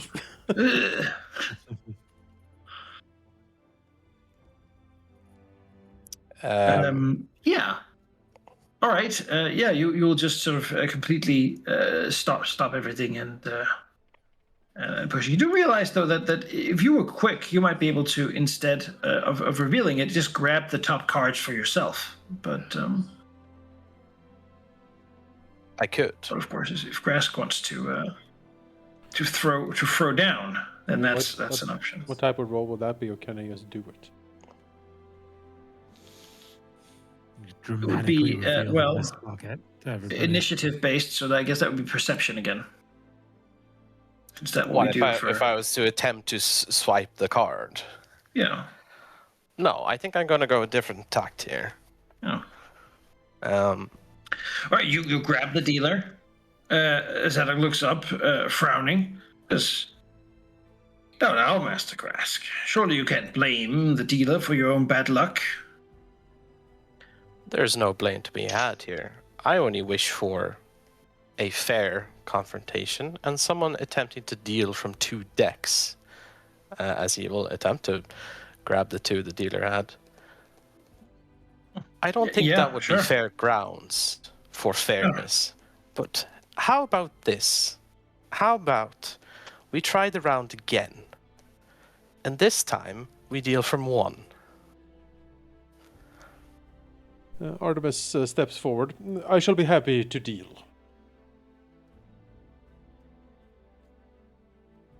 As he will step forward, pick the... Said Grask. Said Artemis. Well, Captain, this looks good. I suppose that is reasonable. Get this man out of here. Harbor Master, take him away. Big gruff dwarf also grabs the guy, walks him over out of sight. Did God Praxu damn have... it, Tom! Did Praxu have a set of gambling cards? Does not have cards, he has dice. Yes, dice. I mean, he probably has a set of cards somewhere, Yeah. Maybe Jack! but, maybe but we not should use not a that. prepared one. No, okay. Well, I was If thinking only maybe we someone should- had the ability to have something at Yeah. short notice. Tempest? Tempest. I'm not using it on that. Well, But we need no marked cards. yeah, so we can't ask Jack either because all of Like, his cards even are if we marked use clearly. if we use his cards, it doesn't matter. They're still Yeah, marked. Jack has cards, yeah. He has Yeah. many Yeah, cards. yeah. Yeah, all the cards. Exactly. This is my lucky deck. It's all queens. yeah. Well, not that one. No one expects it. Yeah, Well, no. raunchy photos of it, like And drawings. like pin up pictures of the crew. It's like, oh dear. Oh, the cards are also colorful. Yes. Yeah, but Artemis can go deal. Yeah, Artemis will deal. You got to deal fair. Yeah, he's gonna deal fair. Doesn't know Otherwise- anything else. Otherwise, Grask will like choke slam him. Yeah. All right. Well, fair enough. Sure. Well, let's just once again all in. Let's wager this 1 coin we're playing about, and then I don't Let's know. see. Since he was See who can cheating, win. surely. Well, we were cheating too, so you know. Yeah. And we lost our money. Yeah, we sure did. Let's see where the luck falls this time, shall we? When it's evenly weighted, of course. Yes. Bring up perception, though. I'll let you +2 ride from the Sure. thing here.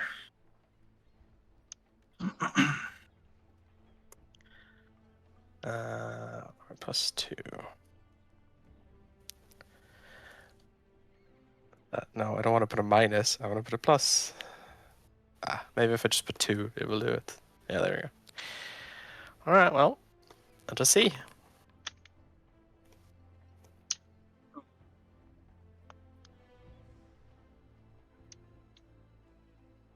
All right. Yeah.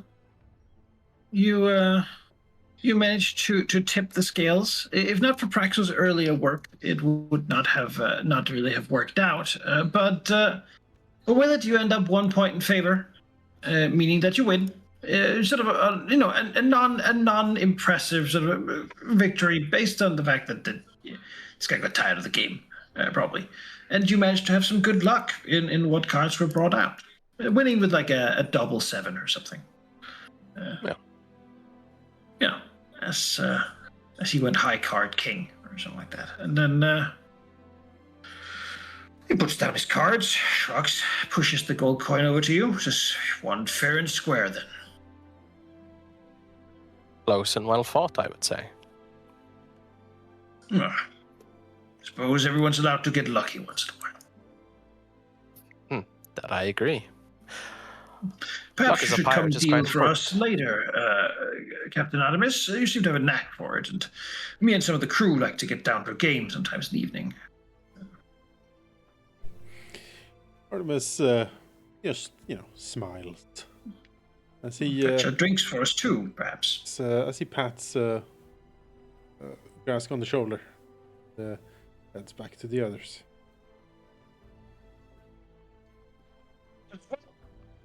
Who will fix some time wins the second test. Now, everyone, I'm getting tired of all this. What do you say, crew, as he looks up to the tide? You still feeling some fight, or demoralized and wishing to withdraw from this contest now and sail back out there to get your sea legs, as it were?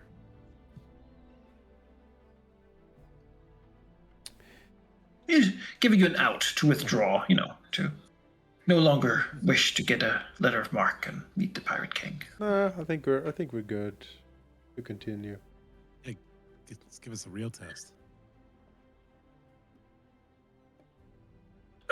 He says, "We've tested your skill at sailing and your luck.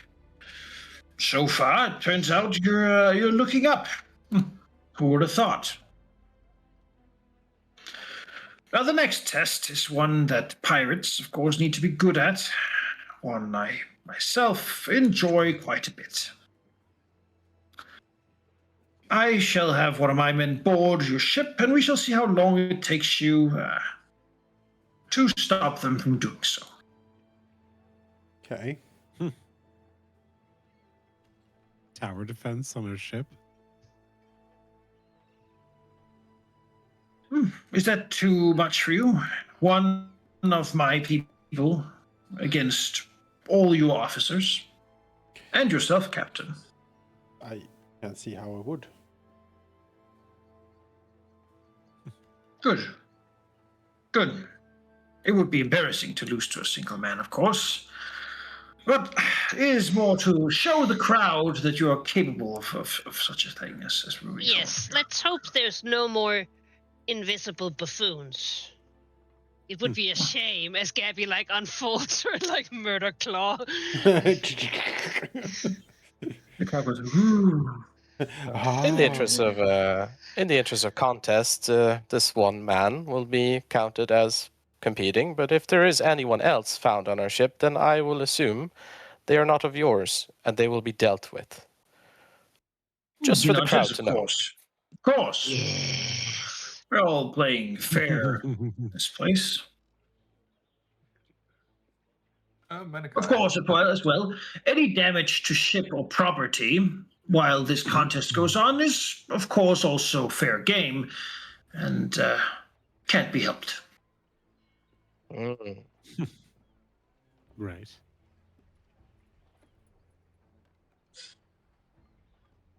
Looks around in the harbor. Really?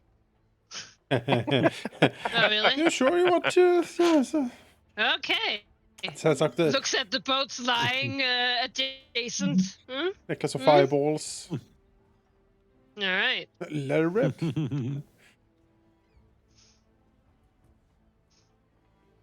Manikai, based on Praxus' morning reconnaissance here, would you have gotten any clue what trick might be part of this next competition here?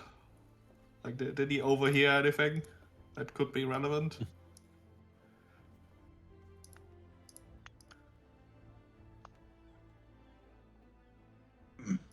Yeah,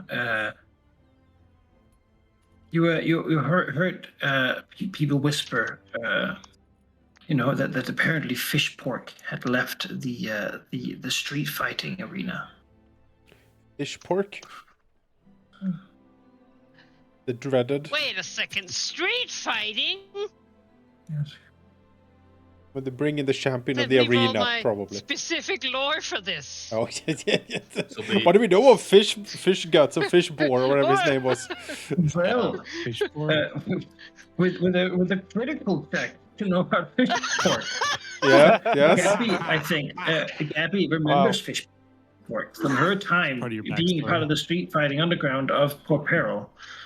Oh. And probably befriended Fishpork for a time. Good friend of Fishpork, as it turns out. Oh. Okay. Well, he's gonna Gabby die knows now. Fishpork. Oh Fishpork. my god! That I is- love him. That is certainly fish pork. Yeah. It's, Wow. huge. Uh, Not really That's considered a amazing. person as much as a monster that can be vaguely sort of directed.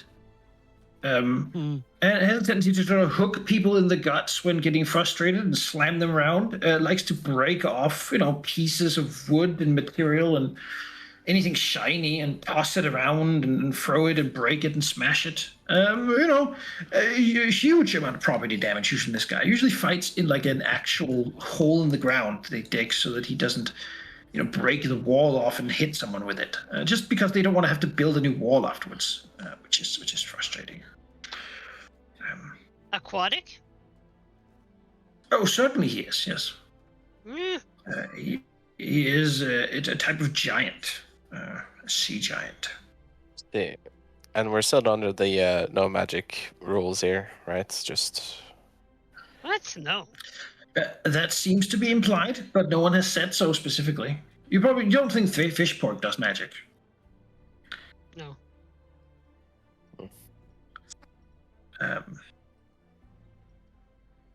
Except for curses. Some people say all sea giants can curse a sailor, but that's, Mm-hmm. besides the point. Gabby and Right. Fishpork had food at dinner one time. So Yeah. It was talk about the craft. like, and then I punched him. Oh yeah. Me too. Yeah. Yeah, we will, for this, go to the Fearsome Tide. Since you're defending your ship. Yes. Oh, ooh, Gabby's so excited. Finally. She never got to meet him in the battlefield, Yeah. To meet him.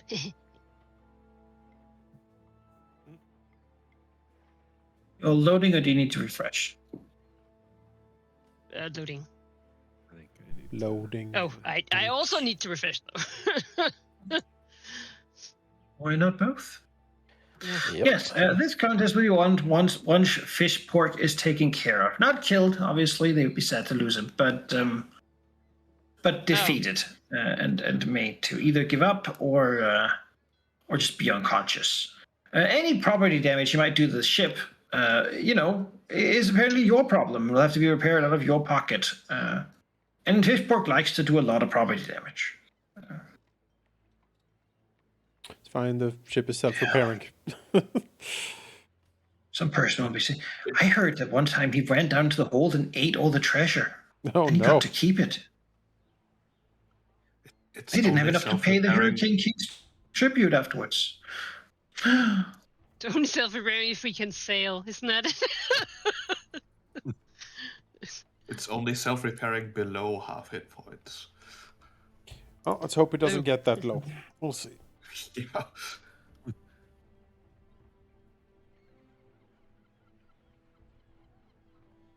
Oh, I can't wait. Okay, I'm so excited. Place yourselves on the deck as you please and prepare for the boarding attempt. Usually Fishpork the giant, sort of marsh giant, the stomp, from distance people parting as he sort of... Where is he coming, more precisely? In from between the houses. In the alleyway. Right, but Seems like they had him brought here sort of out of the sea, entrance to the ship, more like. Is he just coming straight from, for us? From the south. From the south. here. All right. Excellent. Excellent.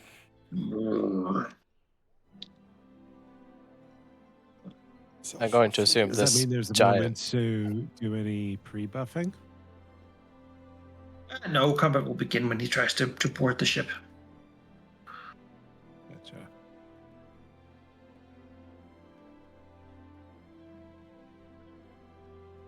Yeah, I think I'm on the back line here is reasonably okay for me to be. So just to clear this with everyone else, like, are we just using everything on this thing, or are we trying to follow to the bullshit rules, or what are we doing here? Well, if the rules are no magic, I will be severely hampered. Now, luckily, I No have one other said things that. to do. Well, I'm asking Batman guy, are we I want under to be the clear impression? in case, yeah. Are we under the impression that magic use here would make us lose? You would be under the impression that that people wouldn't be disqualified for using magic, but he would think it's cooler if you can do it without. Right. Right, and that's Sure. sort of one of the things here is that Not- he's basically it's like I mean you could do it technically. He's not going to make a big fuss about it, but he did imply that some of the rules would count for multiples. He just didn't specify which ones. So if you assume they all do, then it's of course more impressive. Yeah. Am I still sick in Okay. Nah, you can get rid of the rotting. Wonderful. You can vomit somewhere in a corner. Would Yeah. Same with my you, sheep. would my songs count against his coolness meter? Because then we hamper me. let's Play it as we say- would and let our actions speak for their Because coolness. it is sea factor. shanties, it is very pirate. Yeah, let's say you can get the cantrips. All right. But like if you begin shooting lightning or something, I'd probably consider that. He's a layman, right? Yeah, fair. In the end, you could always argue that we, of course, want to show him how we would do it if this were like a real thing. Yeah. But I suppose we can try to do it. with him. We'll see. We'll see how this goes. Nah.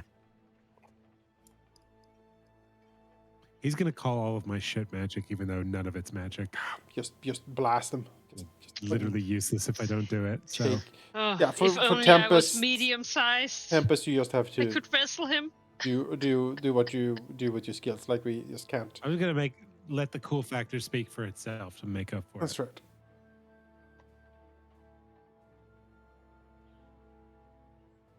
All right. Well, Fishpork stomps along, and he grabs from the side a couple of conveniently placed boulders that was there for a while, and then he begins to sort of shock at them into the ground, leap with the force, and sort of power wrestling jump Yeah. towards you. Or top rope. A bit of a roar. That sounds like Incredible. up. Yeah. Gabby knows he's cool like that. A bit of a show off, but Yeah. you know, All right. he wants to eat an opponent whole. So Oh well. Everybody have your scout. Yeah, scout is always active. I'm trying to apply it to myself, but I've lost connection. That's why. Oh dear. Oh, that's Mm. initiative. Ooh. Ugh.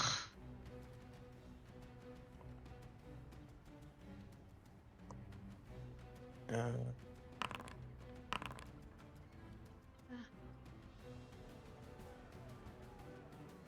No. why can't I roll anything? What is happening? The disconnect. I guess.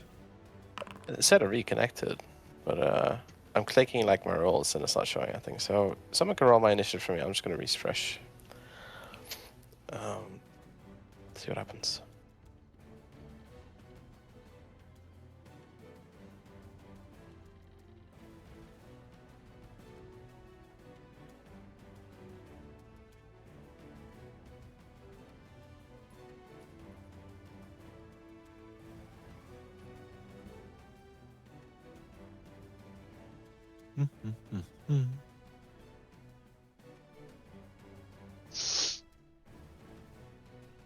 So, is he actually huge or is he large sized?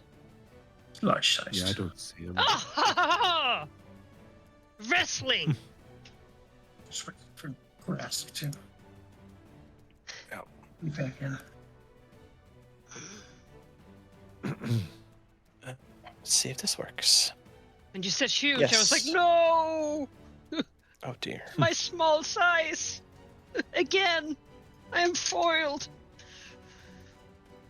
I'm here. All right. Tempest, you begin. As I will just do this so that you can see Fishport, but technically Thank still you. is There we is go. coming along towards the ship, right? Gotcha. Pardon me. Well, I think what I will do then is just try to play goalie, unless is anyone wanting to reposition or to get into a better position before the start of your turn? No, I think I'll wait for him to no act worries. first. Yeah. Here. I'd rather not reposition in front of him and then he has his turn, so. I could potentially be repositioned to like here to give some better coverage with my banner. It's not a huge thing, but it would save me and an action. Okay. Anyone Well, else who could benefit actually, from that? I would like to get in front of him. Mostly because it sounds like he's not going to go for us. He's gonna go to for Ragnar's ship. I mean, you know him, right? You can be like, Yeah. "Hey, fish pork, what's up?" Yeah, hey, buddy! Strike up a conversation and just Alright, let him well. leave. He just Well- walks away. If Gabby is going to go in, then I would also, if you have that many people available for your 4 wins thing. Sure. All right. Well, it sounds like we have enough use for it then. So I will channel, and with my one action, I will use a water blast on him to try and just like push him away from the ship. If I hit, I critically miss. I'm like, no, it's Gabby's friend. I can't. Blasts off to the side. And then 29 Friend is a AC strong at guy. least, which is rough. And then I will follow that up with a 4 wins. So that people can reposition here. So Gabby, Grask, Artemis, and Praxu, do you want a reposition?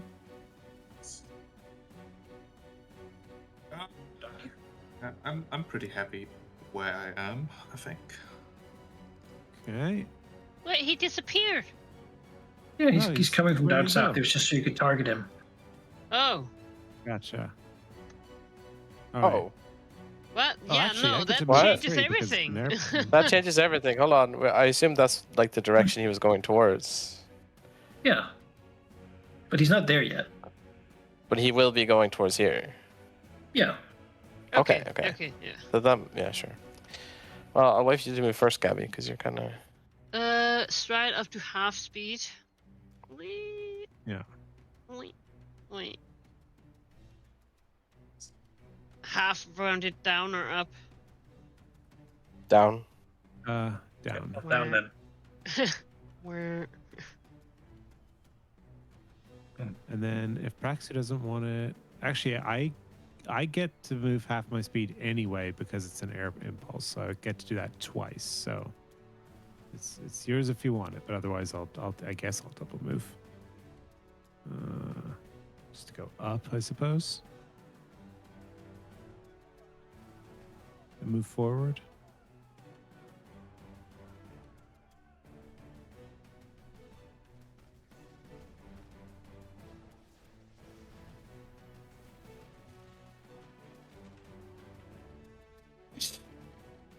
Yeah, I guess the idea would be to try and intercept him before he can get to the ship, right?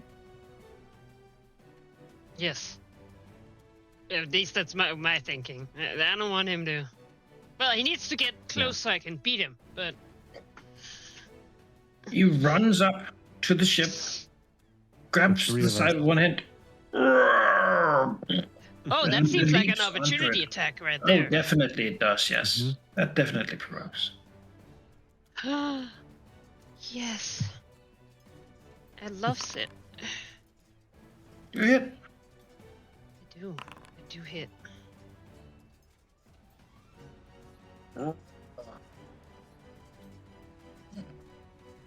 Well, he looks down and sees Get Gabby hit him with a big this claw. Hey, Gabby. You're looking fat, man. Yeah. Look at swole fish pork. Yeah, they're fucking fat. That's a compliment. Slam his massive giant fist down. So just like slam Gabby into the deck. Oh boy. Thank God for the shield. Yeah. Wow.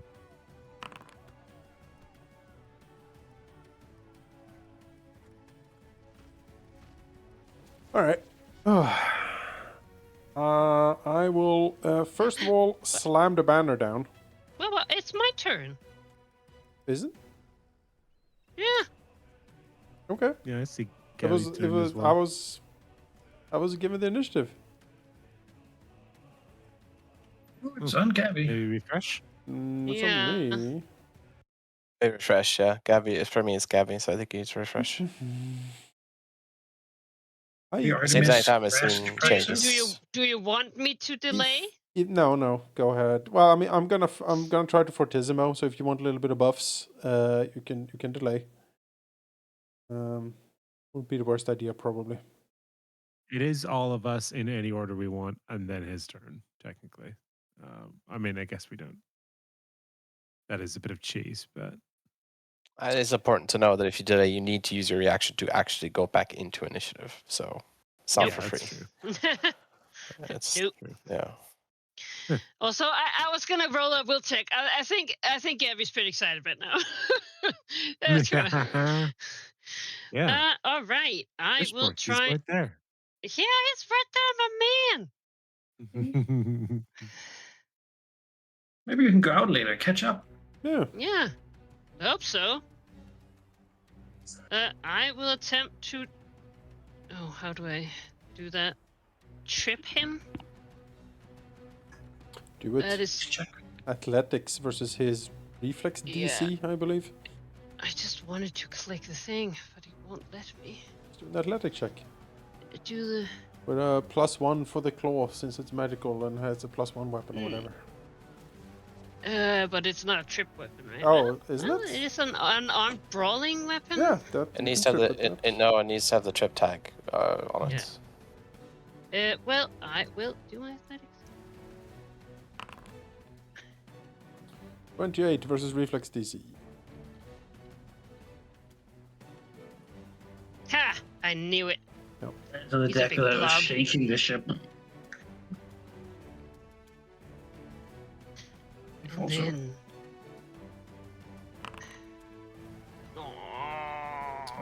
He has like 29 AC, most likely. actually, then- it's giant wait. skin. Oh, my. On the first round, when I have my shield up, it stays. Alright, well.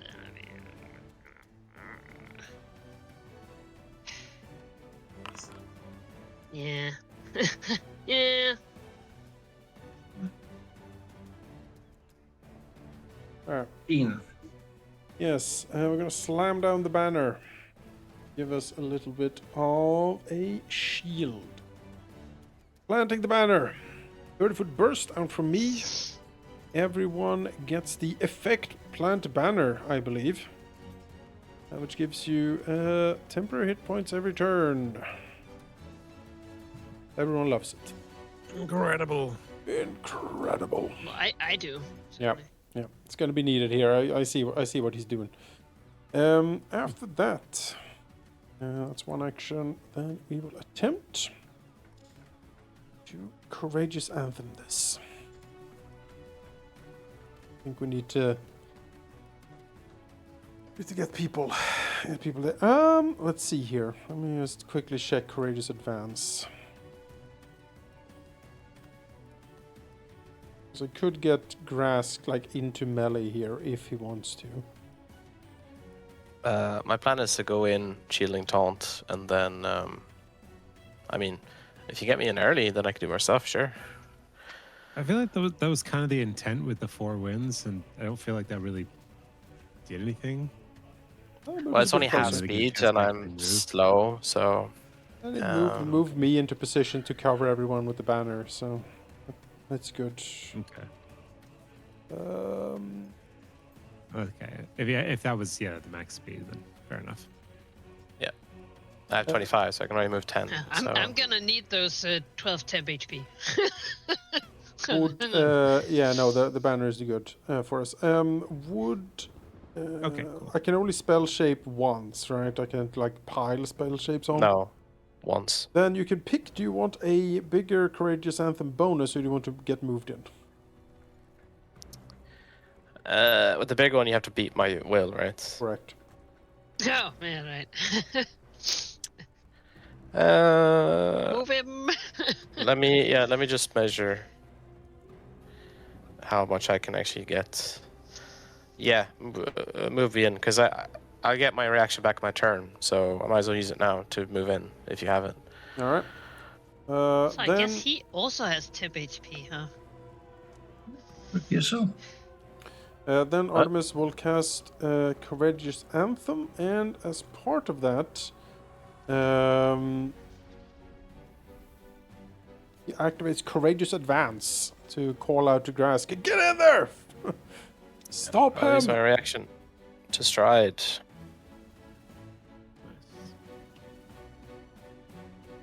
Cast down the anthem. There we go. Everyone gets the bonus.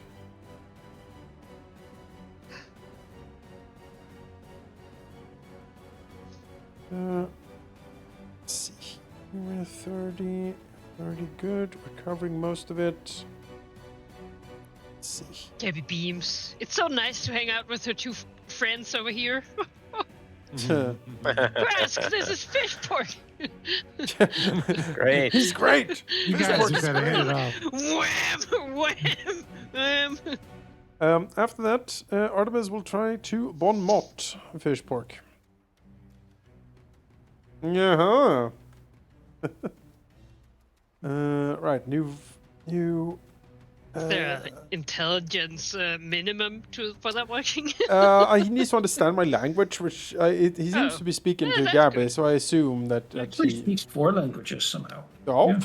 4 language as well. Hey, me too. Well.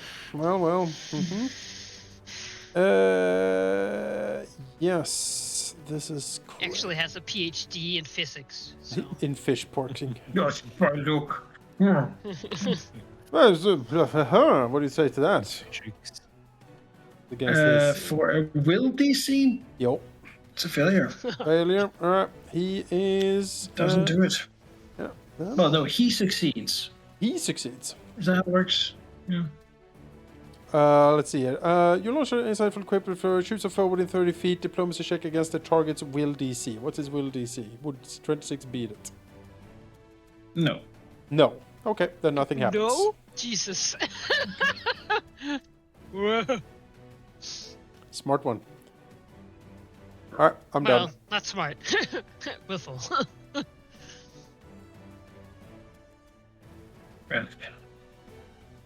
Okay, I will shielding taunt, so you can put taunt effect on him. Let's see. Bang on my shield. That claw Which looks is- so stupid and tiny. Which was an easier way to put this in the chat than dragging it out from an ability. But there it is. Let's see. Well, let's get in there with a stab. See what we can do. Well, Pretty good. Yes. Nice. The Smara I have blesses crit you. spec with my rapier. It doesn't really matter, but he's off guard in case he does get up still. But I have Ryan Sting, so give me a fortitude save against DC. What's my class DC? 24. Ah, yeah, he makes that, no problem. Yeah, I was gonna say. Alright. Rip into him, and then last action. You know what? I know he has pretty high will, but every debuff helps. I'm going to. Do I still have this? Hold on. Let me check if I still have the feat. Maybe benediction's better if you have the actions for it. No, but I'm going under the presumption that we're not going heavy on the magic unless we have to. Tempest's cases can just be assumed. Well, that's how it works physically. So let's see. No. Yeah. I mean, he shares our language, so I will attempt to intimidate him. I'll say, it didn't take long to get you on the ground. We'll try. No, probably not. Can't be said. There's Banksy. This knife bow would be a shame. Mhm. Hey, buddy. Yeah, that's me. Thanks, sir. All right. Shoo! Dive bomb. I mean, that's basically my fault. I want to get adjacent to him. I'm not gonna do non-lethal damage. I'm sorry, even No. if he's your friend. What? No. No, of No, cour's he's a not. big boy. Fucking What are you murder this fucking- guy. You can handle it. Right, Praxu will sadly have to double move. We'll go next to Gabby. And then quick draw the shifting rapier to stab this guy while he's on the ground.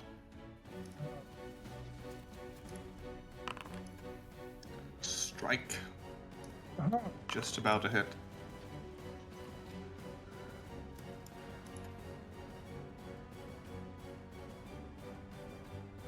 That's my free actions. Tempest. Oh, I have so many cool things, but they're all going to be considered magic. Just go for it. You're a kineticist. It's not magic. You know, it's fine. It's fine. Okay. I will. I'll start off by activating my bracelet of dashing. Get a little bit of speed. Then hit him with an air blast. Nope. As that is a miss. However, it still is a air impulse, so I can move half my speed, which is now faster because of that bracelet. There we go. I'm also going to... Wait, hang on a second. Yeah. No, never mind. Forget about that movement. What I am going to do, however, is... Can I re-roll this if it's a miss? Sorry, I did not consider this. 1 second. I'm gonna assume probably not. I'll look it up on my own time. I'll just try and hit him again. See if I can- There we go. All right, now I will try to re-roll to activate my misfortune curse. Still hits. To generate curse. Go. Pierce. There we go. And I'll shift him off to the side. It'll I don't expect it to fall off, but maybe he'll lose his balance a little bit. It's currently laying on the ground, but you can't really lose his balance much. But I can put him there. Ah, There we go. Legs sticking out of the edge. All right. Unfortunately, I'll have to do the rest next turn then.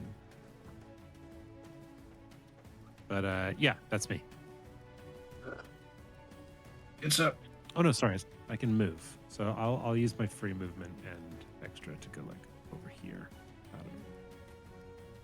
There we go. Stay out Good, of his Gabby. way. I'm spent 2 actions to make an attack with his hook stick. He will take a -1. He will. Just not a crit because of that. yeah, thank you.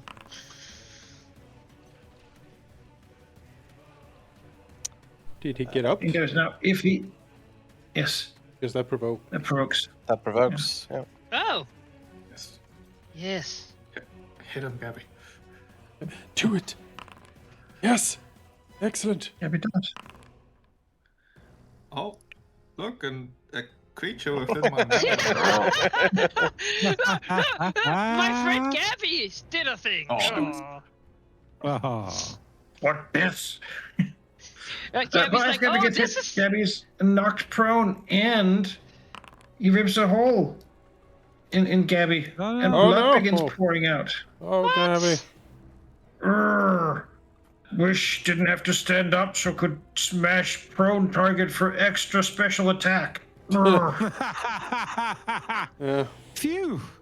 Oh, he wants to lift you up and like break your back in his knee, like Oh, in the, man, like in the You've arena. really been working out. I can tell. Oh. Oh, a wound. Tempest flicks their My goalie pecs. jersey. Urgh.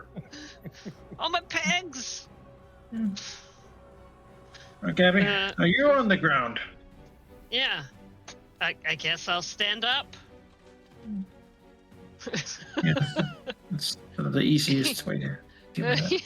You know. If you can keep tripping him, I Yeah, think I you'll was be. gonna say. Very Yeah. Well, you Yeah. know, I'm just gonna try and trip him again. Fair. Yeah. Mhm.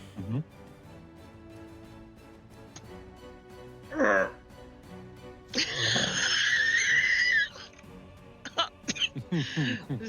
this looks not great. This is and then I'm still gonna raise my shield because it seems like I'm gonna need that. Oh, but then I can't attack him. No, I have to be a team player. Mhm. Think of the crits that we You have will just get- avoided. You will get your attack when he sends Why? it. Like, Yes. tripping is basically an attack. Yeah, that's it. I can take the And then bleed. my recovery, yeah. That I do this. Oof. Ugh. Gnarly. No. Ah.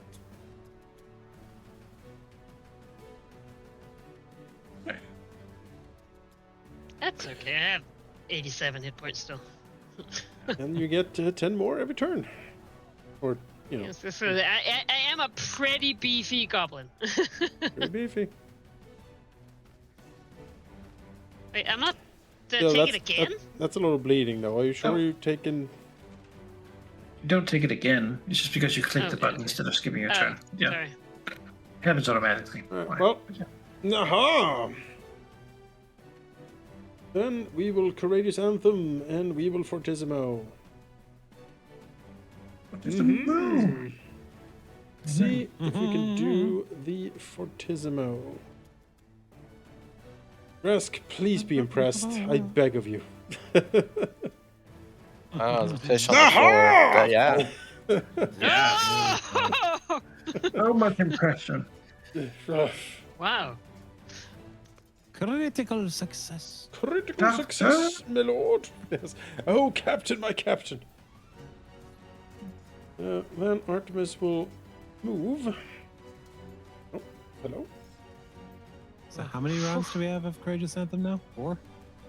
No, you have 1 with +3 to everything. Because it's Fortissimo.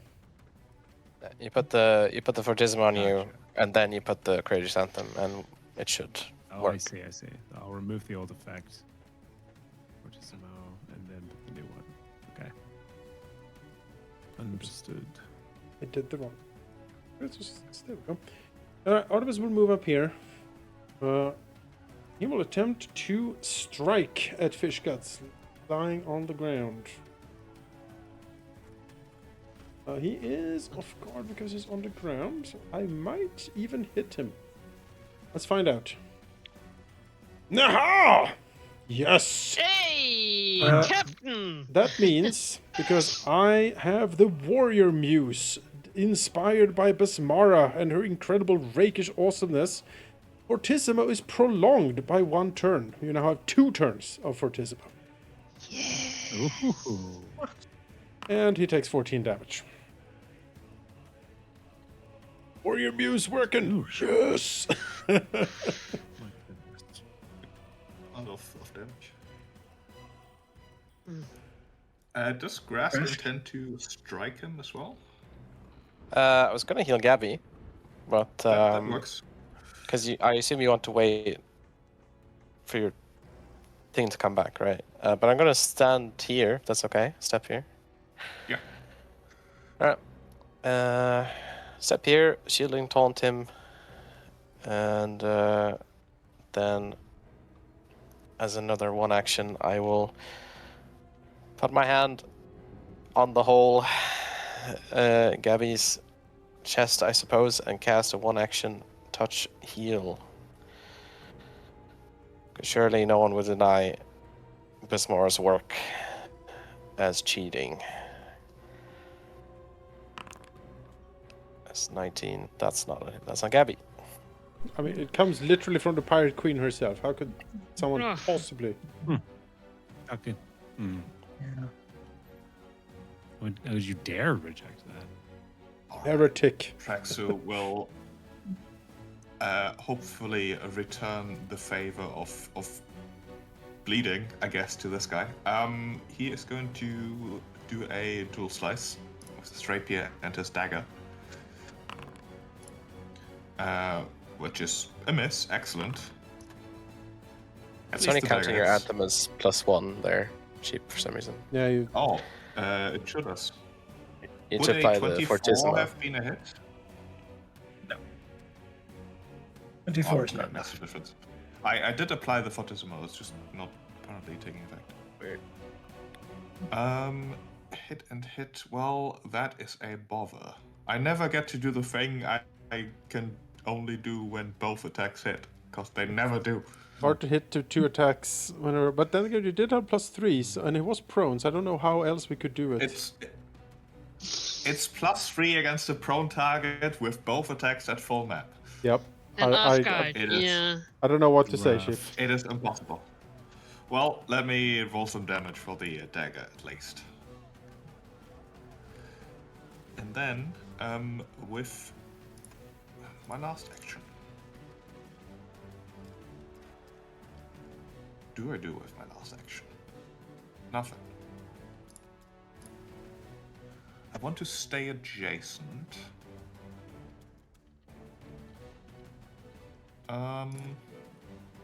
I can't shield because that's magic. I'm just gonna stab him again. Surely I roll a net 20 now. Yay! Oh, net 19. Nice. All right, I'll take it. Oh, no, 14. Slicing at him. All right, it's me.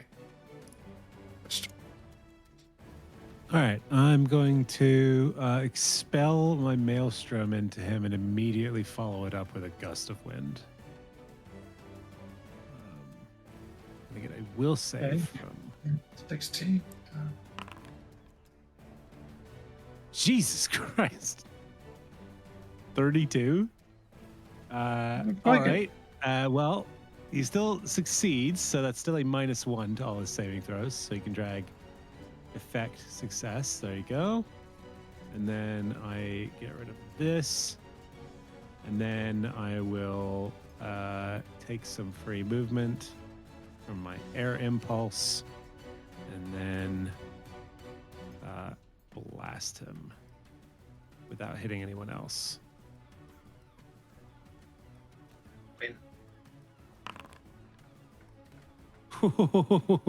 There we go. So we can take that plus any falling damage. Blast him off the deck. Means he has 30 AC at least. Oh!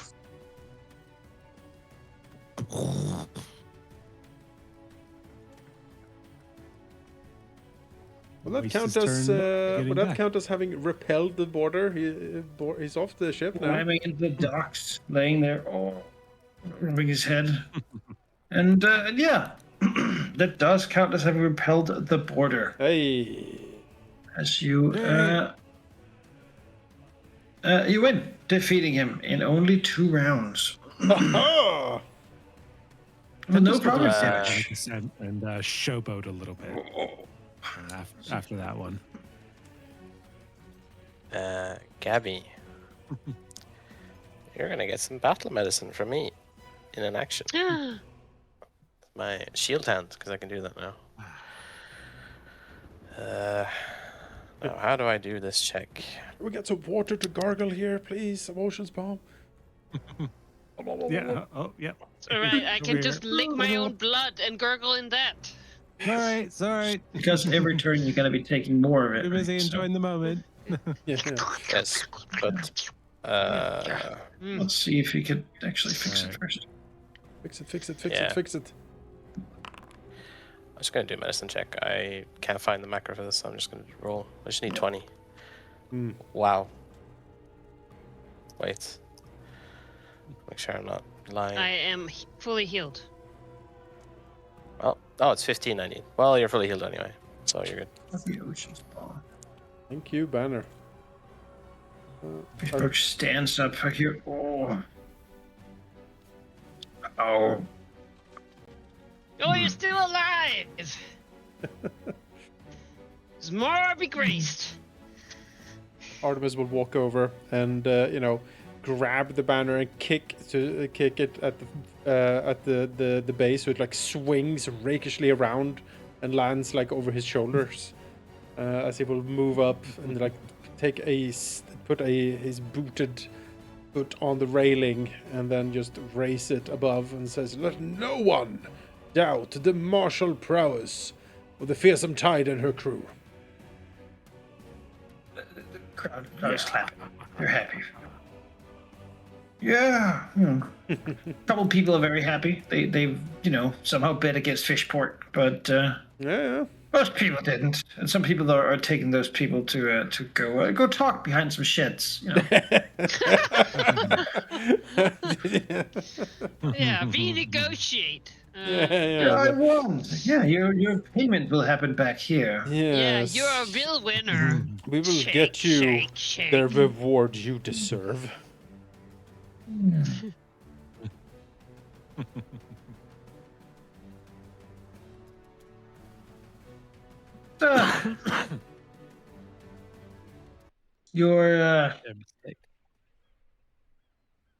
Your tester here had barely had time to sit down and get comfortable before you kick his border off of the ship.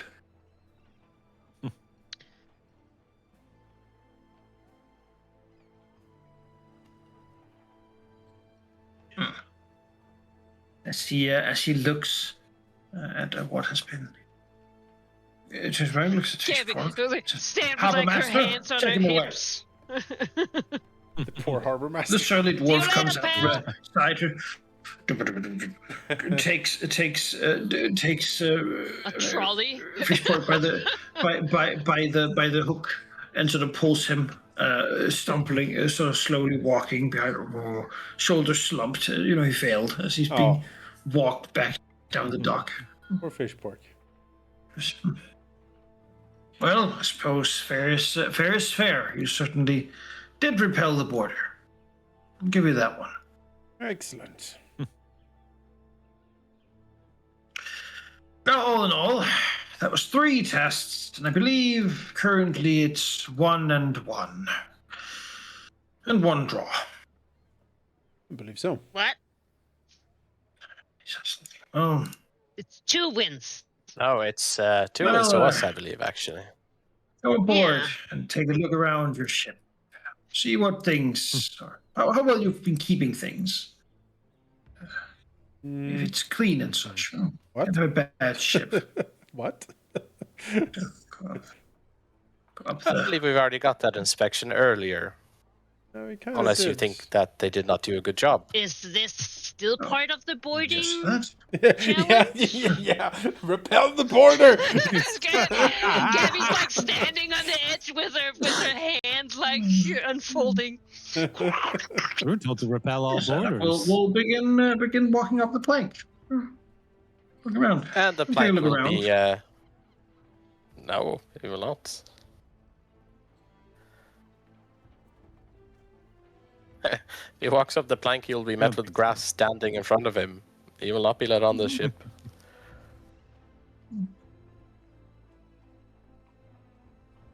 Looks at grass. Does your captain have something to hide from the authorities of Port Peril? I believe it was already searched. So if you do not have confidence in your own men, then I would perhaps deal with that first. Is that a search? Mr. Grass gets a visit. The authority figure representing the Hurricane King is going to take a look around. Artemis. After all, the Fishbrook didn't have time to mess anything around, so it should all be in good order, shouldn't it? It is customary, I believe, to ask permission to come aboard a captain's ship. Artemis smiles. Well, would you like to show me around, Captain? Artemis quirks an eyebrow slightly. He's looking for a particular phrase.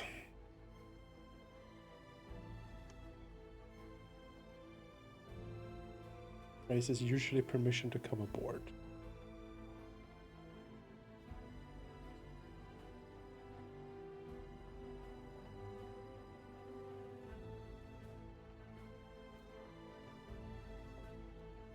Gabby will like loudly whisper to Grask.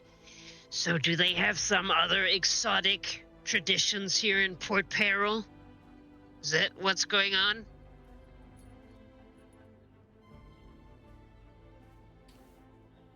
Does it seem like Goldtooth is about to ask permission to come aboard? It seems like he feels like he already did. All right.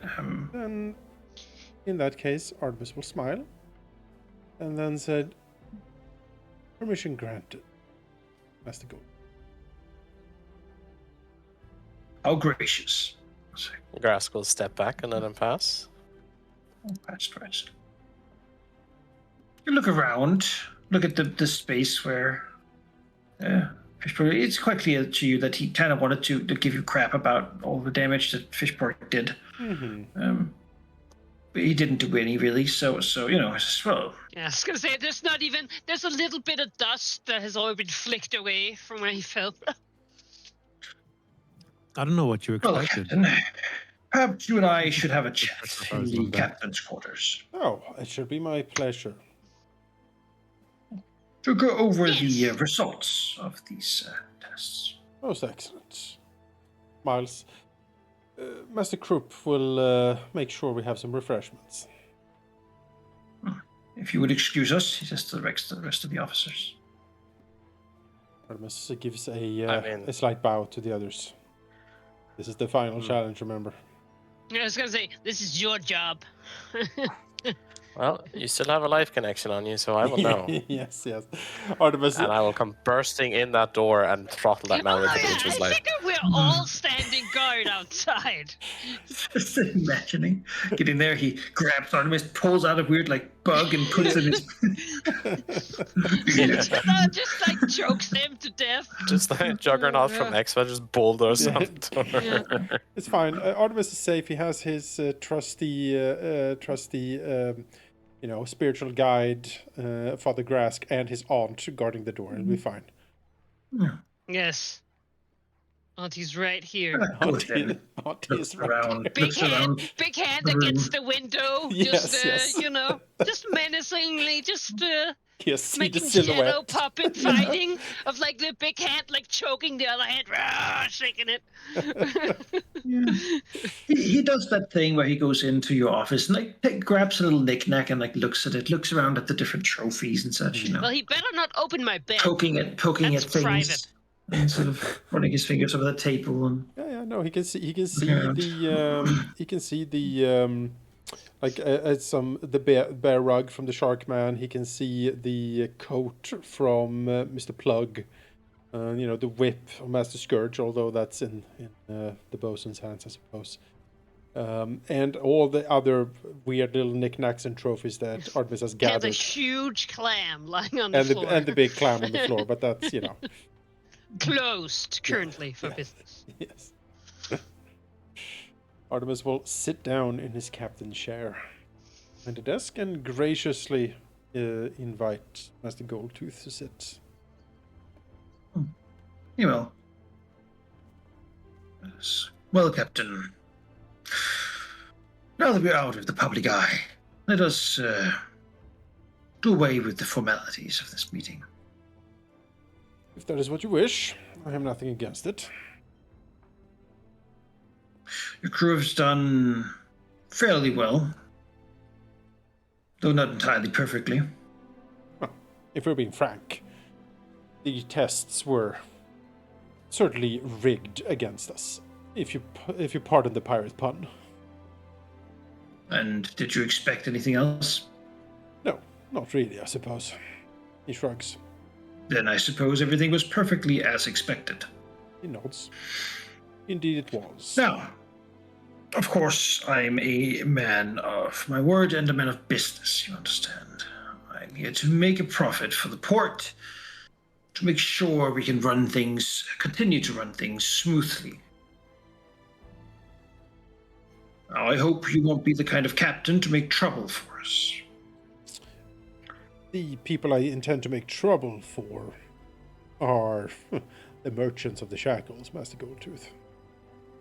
As long as it's not ones paying protection to Port Peril, No, I assume they have. it only helps business. I assume they have verified letters of protection and whatnot. Oh, he does. Oh, yes. Our ships escort them. Would you believe we have just about as many merchant protection ships as we have pirate fleets nowadays? We're turning into quite the trade city over time. Hoping to clean up the streets once in a while. At some point, this place will be respectable, Captain. Artemis quirks an eyebrow. At some point. That does seem like a Herculean task, but I am sure if anyone is up to it, it would be yourself. You seem to have a. Oh no, His Majesty, of course. Of course. I'm merely his servant. Absolutely. Well, effective at executing His Majesty's will, I meant. He nods. I have that reputation, yes. Now, you wish a letter of marque. Indeed. It's well understood.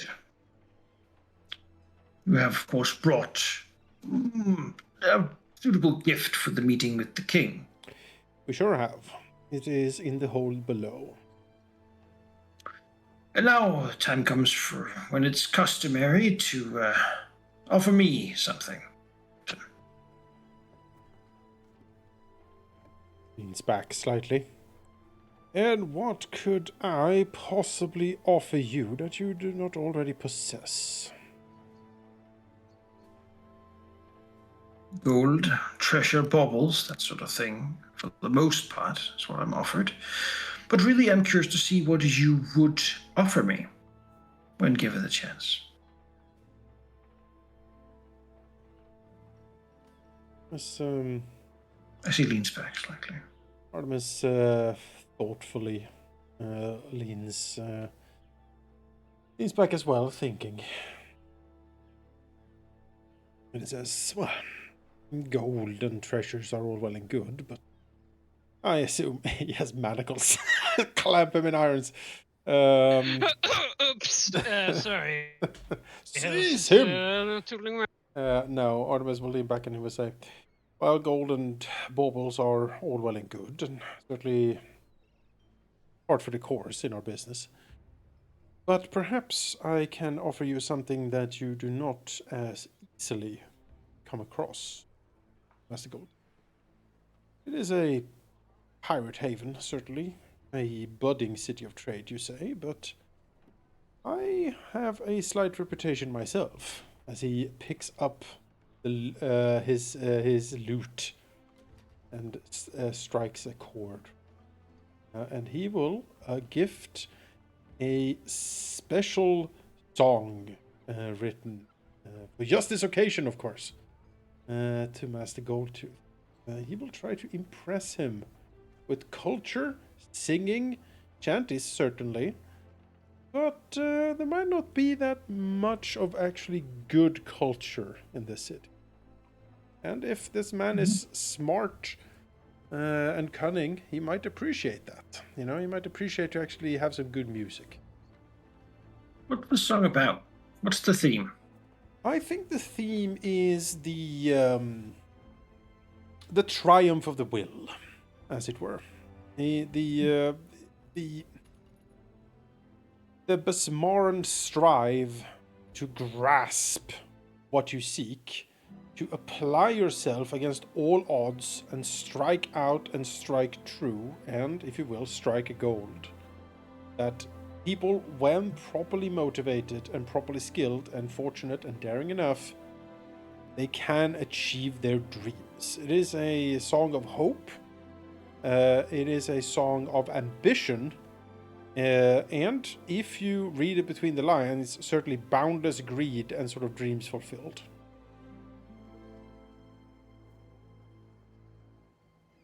And also maybe... He's a hard man to impress, but I'll let you do a test against his will DC. I will give it a go. All else fails, I'll bribe him. That's an 18. Mm-hmm. Damn. Sitting back, watching, not really good, not what we call a good sort of audience. It's fine, It's he's just playing the for two of you, right? grass. It's a little bit, he's just sitting there watching. Yeah. One point he gets up and goes over and like takes a glass of whatever alcohol you have in here. Oh yeah, the finest. Pouring yourself some and then sipping it. Waiting for Artemis to be quite done with his performance. Yeah, it is rousing, it is mournful, it is a gamut of feelings. Artemis capturing like his own journey in a way, you know, from more or less a street urchin, press ganged, working through the hardships, you know, that swing up the railing on that one boarding test, the fight against the sea witch, like all of these incredible things he weaves into the song. Although, you know, appropriately switching a little bit back and forth in person, so a lot of the flattering stuff might be of, you know, the Hurricane King and Goldtooth himself, but also, of course, underscoring the importance of the fearsome tide and the many deeds we have made. Trying to impress him. Yeah. he waits until Artemis is done, right? Yep. And then a moment more to give that he is a hard man to read. His face naturally settling into that sort of scowl that his token bears. He then says, "Well, Captain, I won't say I'm disappointed. I've been offered many things. Half of what the hold carries," he says. "My pick of the crew. Weapons and arms. Favors and service. I once was offered a man's ship. And I gladly accept anything I'm offered.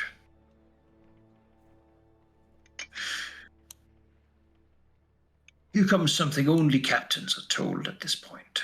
This test is simple. Don't give away everything you own for free."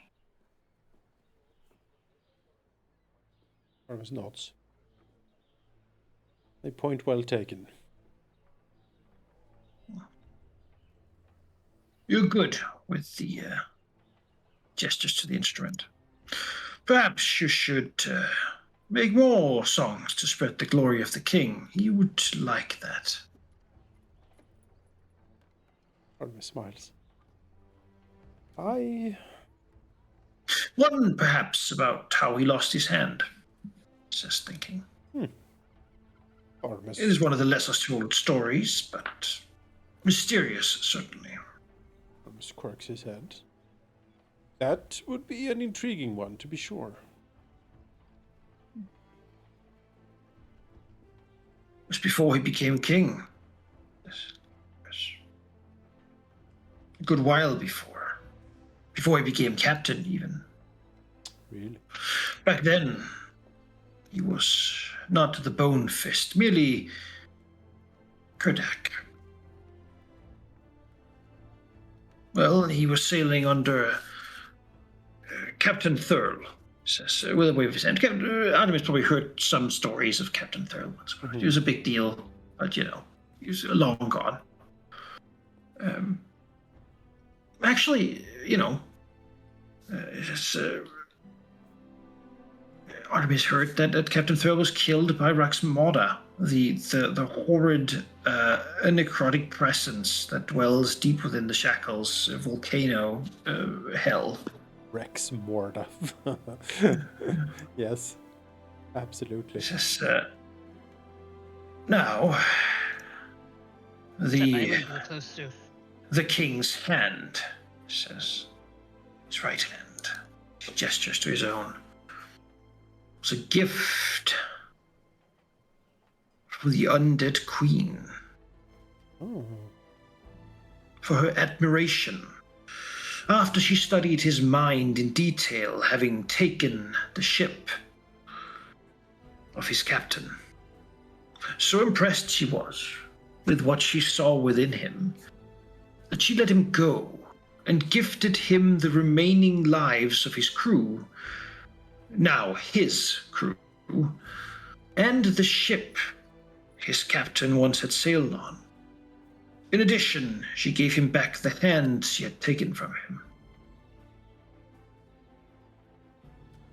Our king remains one of the only people to have lived after a meeting with Raxmoda and her galleon, the Nightghoul.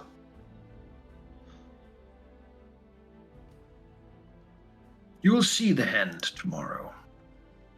Know that its powers are grand,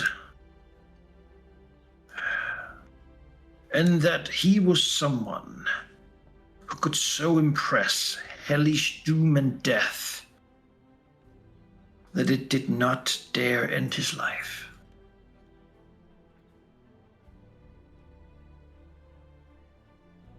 Artemis nods solemnly. Raises his goblet and say, "To the Hurricane King, then." The Hurricane King, Kerdak Bonefist. Long may he reign. Yep, takes a ceremonial sip.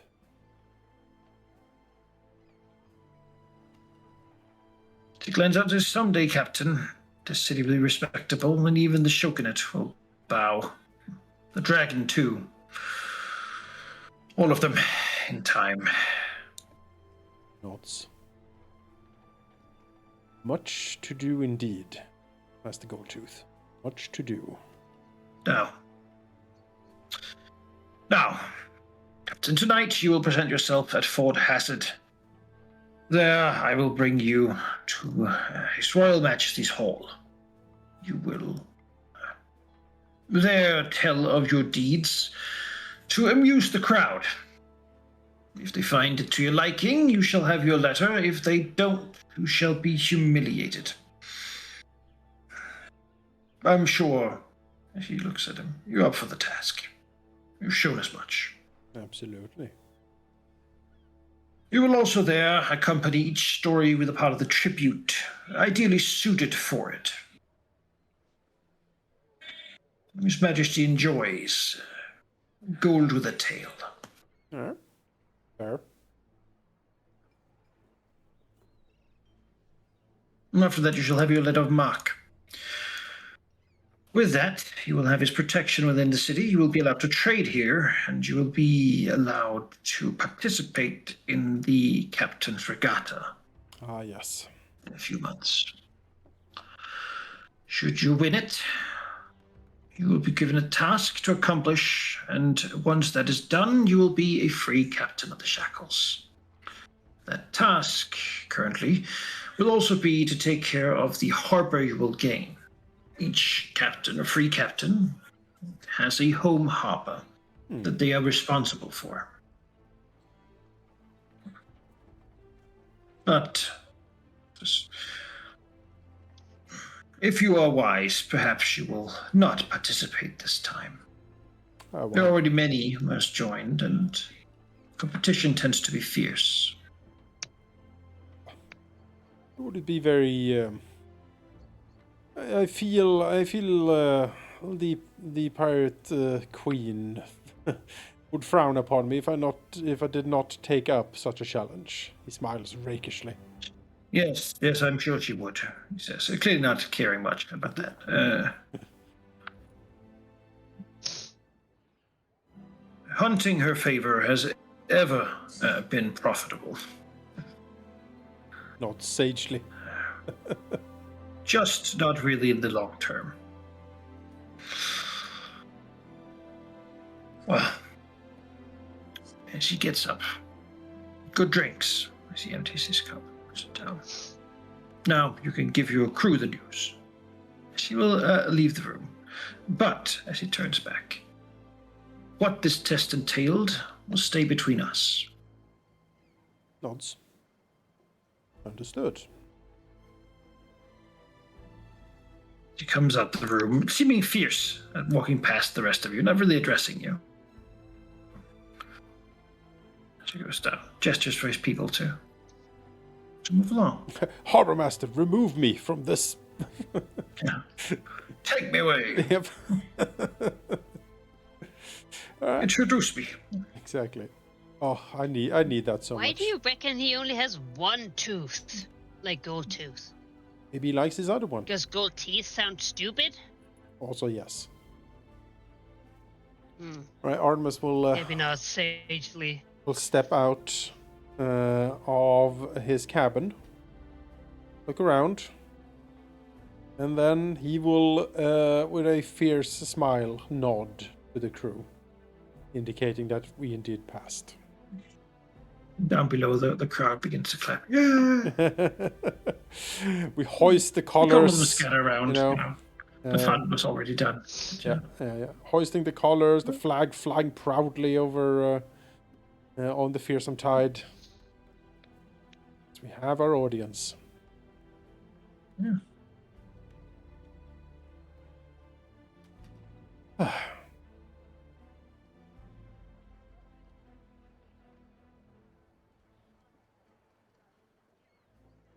And your allowance to visit the city. Lovely. Lovely indeed. Surely, Actual. kind of. Arnar. We could Prax sell will, some like, plunder walk for some. past Artemis. Hmm? Prax will walk past Artemis and basically be like, "Nice work. I'll be below the hold, or in the hold rather, if you need me." Pat, Before you'll head down. pat Prax on the shoulder and says, "You did your best, and I do not mean that facetiously, Praxu." I know I did, and that's what's making this even worse.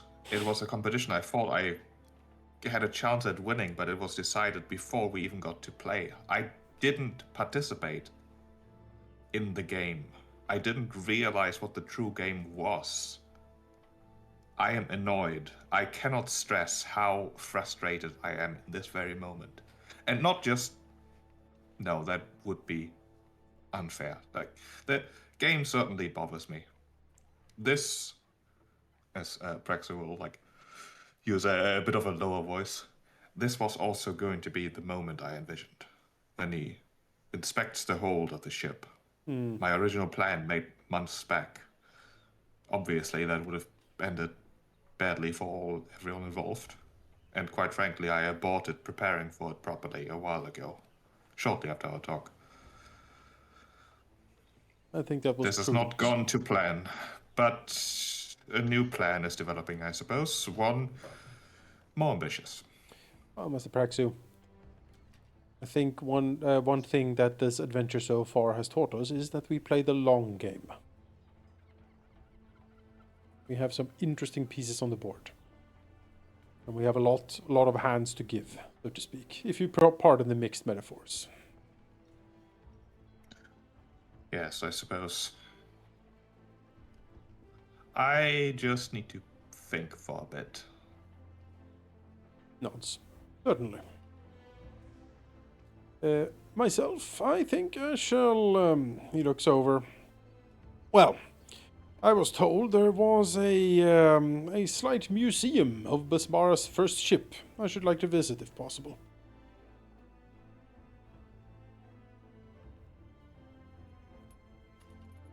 Gwyn is going. Yeah, we were allowed to visit that, right? Yeah, sure. Yep. All right. Excellent. I assume Auntie Unless we wants to have come enough along. time to get. Yes. No, Auntie is already on her way there. And I assume Grask might want to come too. Absolutely. Yeah, Basmara's first ship. Yeah, Tempest would want to see that. Yeah, Tempest. Yeah. Feels right, you know. Gabby already has a backpack on. Yeah, let's go. Have her lunch packed. It's like a big chicken. Yeah. It's a chicken on a stick, you know. Yep. Or I was gonna say it's just a live chicken that you plan to just eat in front of you. Yes. No, Gabby respects chickens. That's fine. Look. That's fine. Should never. At least none of Crip's chicken. Yeah, no, not in front of Bezabel. No. But look, Bezabel also eats chicken. Let's be frank. Oh my goodness. All right. She is a queen among birds. Yes, I've heard. The ghoul, she will live forever. Beautiful plumage. Yes, I've heard. Artemis, that one time Gabby didn't close her clam before she was talking about Oh God, the things I heard. Oh, I had to ask Grass to cast silence. Was the only way. As you walk past the lower part of the First city chicken here, has been having taken one of the ferry boats to bring you over here. Yep. See, the place here is generally a temple district. There are many small shrines to deities and such, but the big one here is, of course, Bismaris. The other one down here is a massive open-door tavern that seems to have a massive tankard symbol on top, and a bunch of people having a very good time inside.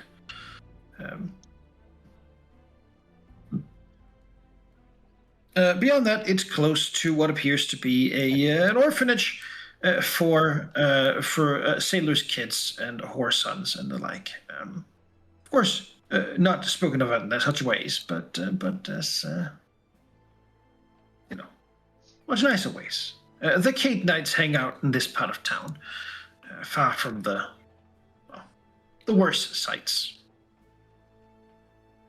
As you go past them, though, the Besmarans come in here, more grizzled people, many veteran sailors and the like, and generally fewer people here. Though the ship does always seem to draw a bit of a reverent crowd, people, many with like sort of fear in their eyes, having asked for something and either coming here to repay their debts or to request something they know is going to come back to haunt them from Besmara.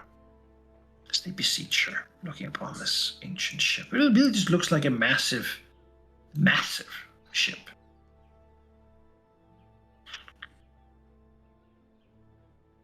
Here. Unfinished, surely, but still. The clergy of Besmara walks around, captains who have given up everything and declared their entire lives entirely to her service.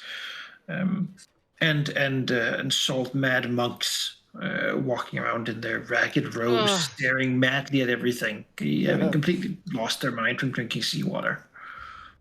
Gaby looks in love. This is the best place. Look. Shake. One day. It's a shark. Gaby drinks lots of seawater. It doesn't work. She drinks it all the time. Oh God. Are you allowed to like approach the ship and like touch it and stuff? Yeah, that seems fine. In fact, you look at it and you don't think you could destroy it if you tried to. Right. Thing looks damn sturdy. What? I mean, Artemis wants to use his sailing lore and his warfare lore to sort of just, inspect the construction of the ship, see if he can draw some insights or something. If this was Besmara's first ship, it's interesting to see what a goddess in the making made as a first attempt. Try to just, is there any insights you could glean from it?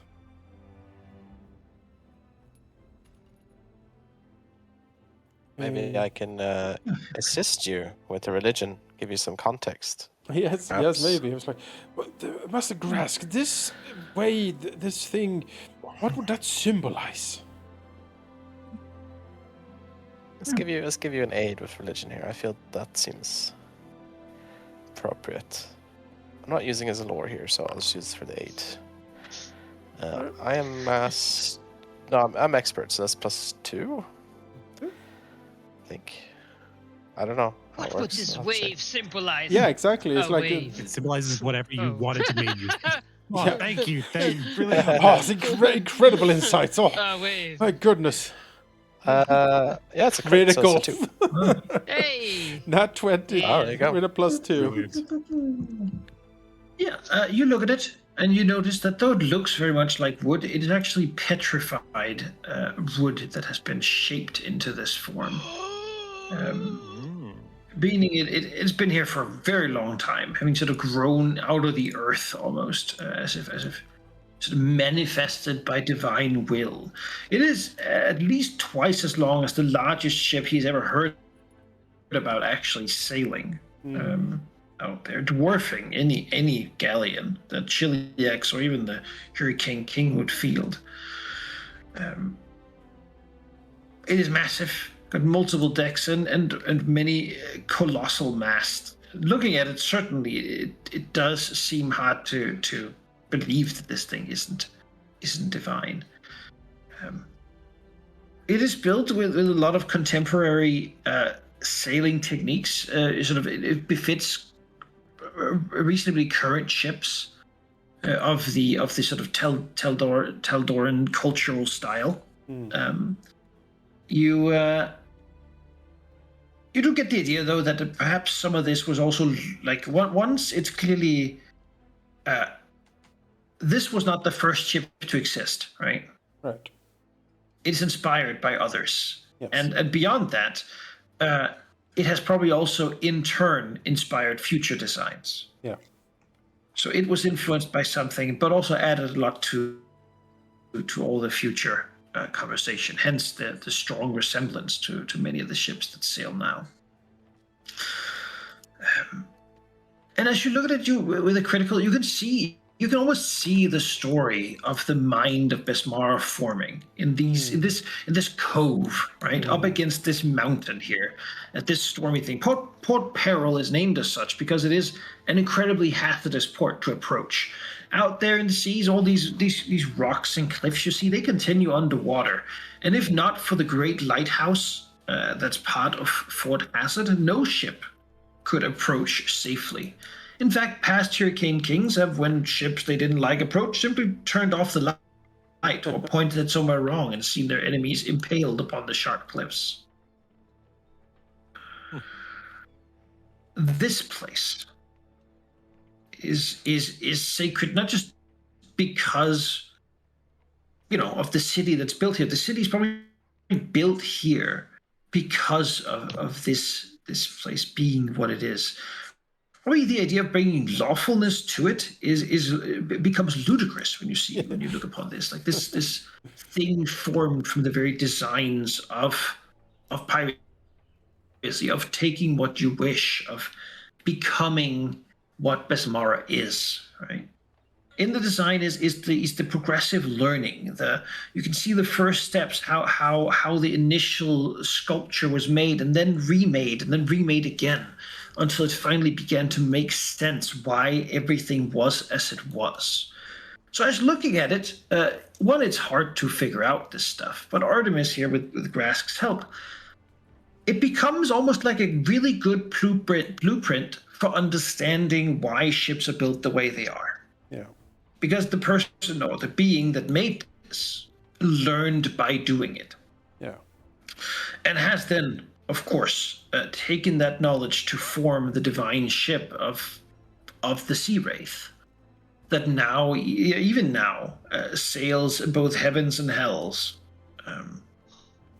taking whatever she wishes from whoever or whatever she wishes. A ship that promises an eternity, and if not an eternity, at least as long as your legend is remembered upon its decks as part of this divine crew. That's what you see. It is truly inspiring. Certainly, the idea that this wouldn't be the truth seems ludicrous when you have such concrete proof. Yeah. I think Artemis will. He is quite taken by this, and quite taken, like everything, like his place in it, the ship itself, what it symbolizes, and he will sit down with a clear view of it, and he will start composing.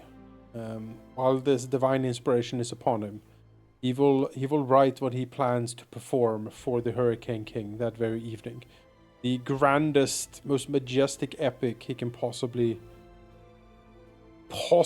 produce at his where he is right now, inspired by all of this, his crew, Besmara, the sight of the ship, and his master level of performance. Like he will spend the rest of the day here. Absolutely. Yeah. Grask, you also understand all this, perhaps more at an intrinsic level, right? But and you definitely probably also came here when you first arrived in the city, to take a look. Yeah. But beyond that, you get a sense as you're in this place of a fire that's burned down to embers and lacks, well, for a better word, wood, right? Yeah. There's a glow here, but around here a different force is growing. The city has lost some of what keeps this place bright and fiery, and certainly forces are attempting to silence this place as a thing of the past. innovative minds are looking at how to reproduce the city, remake it, how to make things better in the future, more stable. Why work so hard for your earnings when they can come easy? And you can feel that some of the fire, that once would have been here has gone out.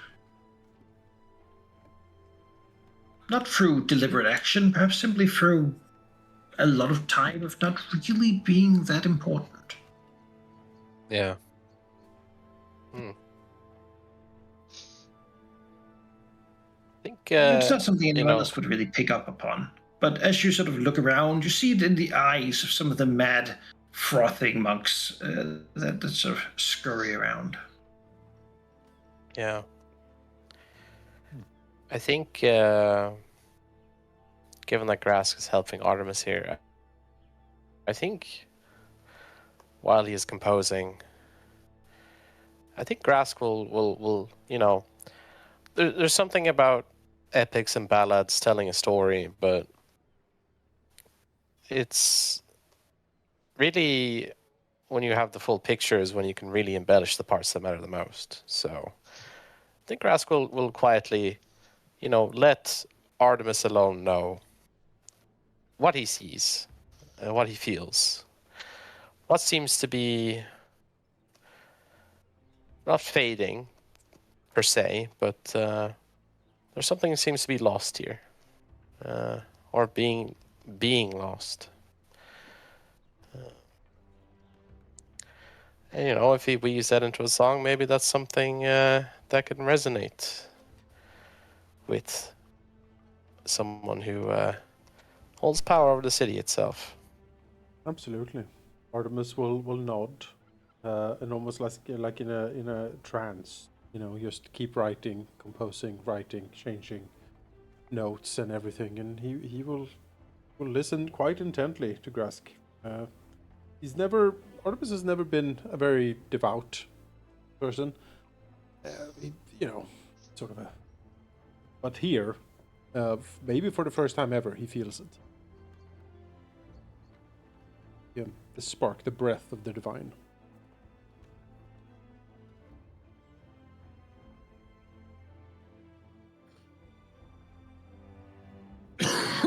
Spirit of making yourself what you wish to be. Yep. I'm gonna say Gabby perhaps certainly. Perhaps even Tempest can see the work of something that was once much like themselves, before learning and taking this new form. Mm-hmm. But yeah. Tempest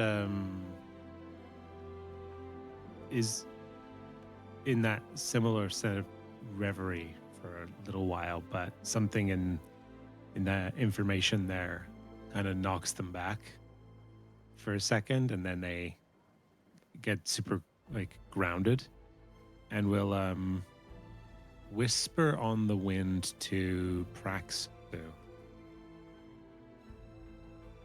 And so Praxu, wherever you are, in your ear comes, "Hey there, how goes the brooding? I have some interesting information I think you might be curious in."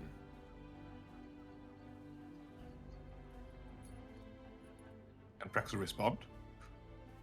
Yes. Then, after a small moment of silence, the response will be, "Where do you want to meet?" You should come to the Bismara's first draft. I don't think the others are leaving here anytime soon. I'll be there in minutes.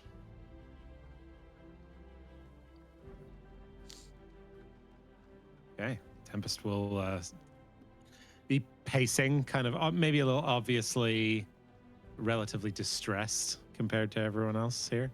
But we'll wait for Praxu to arrive. For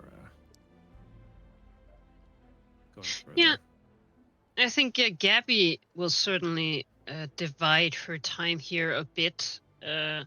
at first looking, gawking admiringly at these incredible pious people in their holy mission. And then also, like the others, look at the ship, but certainly not getting as much of an epiphany out of it. It's very different from a goblin boat,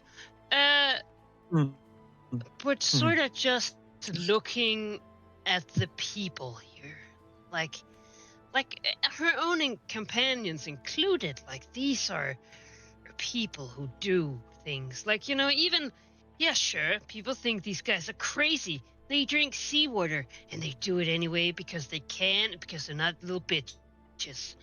And she's sort of just like hyping herself up, like almost like a vibrating little like a instrument herself. Just really getting excited. This is so cool. Looks around. A disturbing lack of shark present, but of course it is on land, so it's understandable. Then Lots of start a whole thinking pack of that parrots living around. of what? A flock of parrots lives here. Oh yes. Well, I mean, Okay. the sharks of the air. Yes.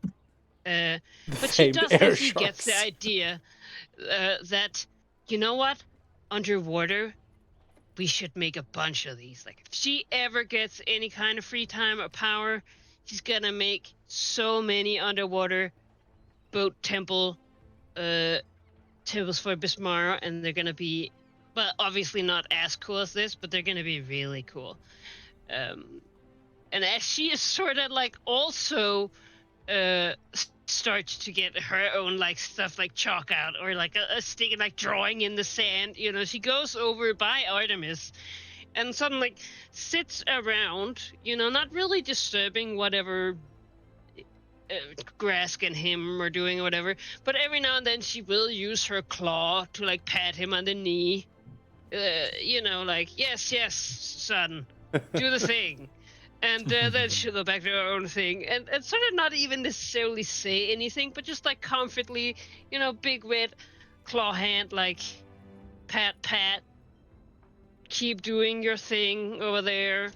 As she is drawing up wild drawings in the dirt of possible like stacks of like shipwrecks on top of each other underwater, with maybe a mast going, maybe a big spire, and then like stacked enemy ships like impaled on it underwater still, and then like big fans of like bands of like flags that are like floating around like seaweed. Like, she is drawing up she is making an underwater Bismarck mythology and having just an incredible time.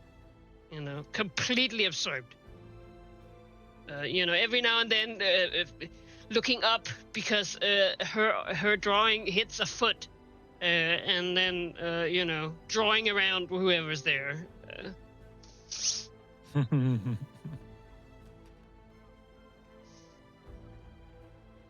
Really. Oh, sorry. Here, get out of your way. It doesn't register. Doesn't whoever it is. If the feet moves, she doesn't look up. That's fine. Busy.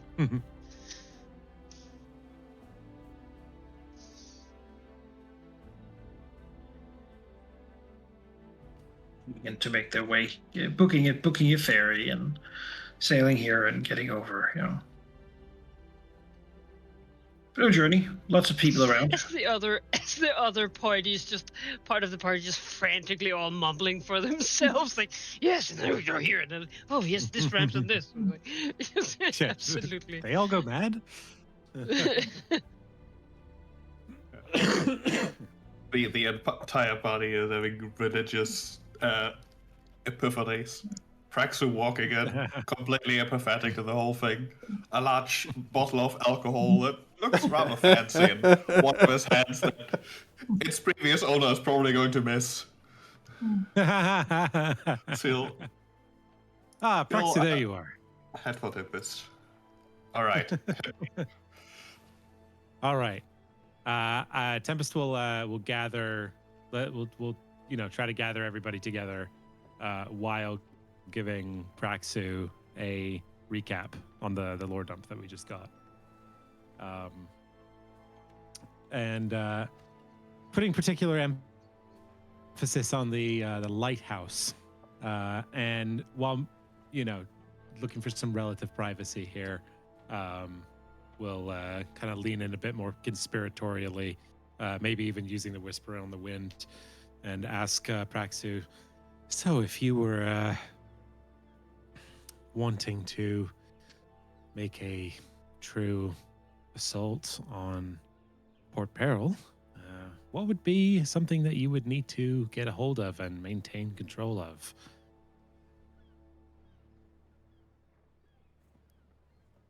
What are you getting at? The lighthouse.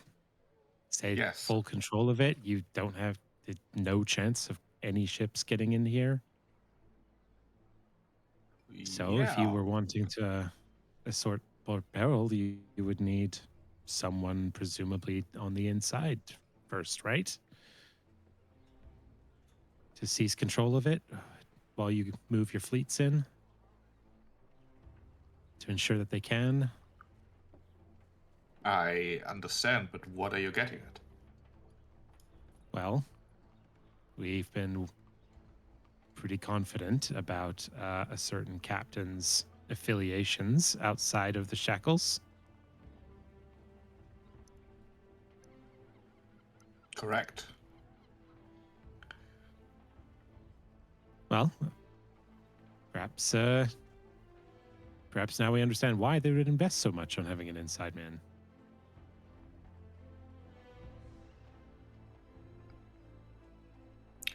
Based on what I already suspected and what you just told me, it could very well be that Zedok himself might be maybe not working together with the Chilexians, but at least open to the idea.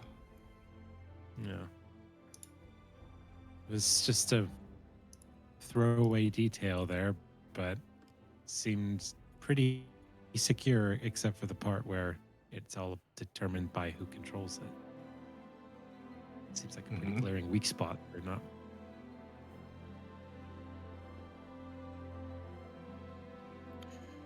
It is, Anyway, it is. thought I'd let your brain spin on that one for a few days. Oh yes, I absolutely need something to spin around in this very moment. He sort of looks towards the bottle of alcohol. This is better.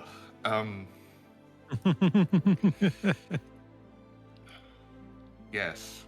Much to think about indeed. I don't think it is complicated, however.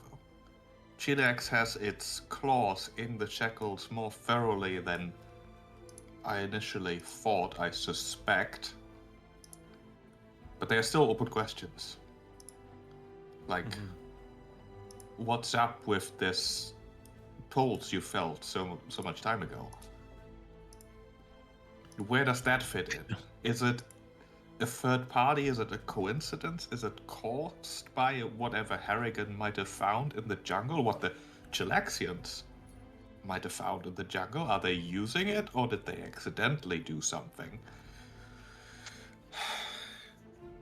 I don't want to just jump to assumptions that it's connected to the Kraken, but I'm not being facetious when I say it's the god of the sea. When it's present in the waters, it's your will is its will. That's just how it is. So something like that and the reactions we've seen does seem like some sort of twisted form of its calling. Yes, but is it involved, or is it being controlled, or is it That's the question. reacting? Too many questions. I didn't think I'd need to think this far.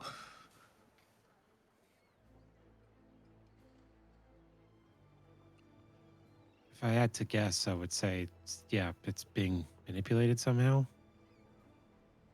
But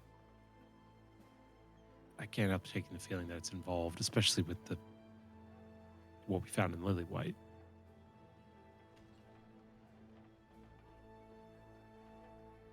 You know, this is exactly the same as what happened earlier. I'm not playing the right game. I'm not even sure I know what the game... Well, I'm more certain than before that I know what the game is, which is not a very confident-inducing statement to say. When you're supposed to be winning it, whatever it is. Well, that's the first Right. step.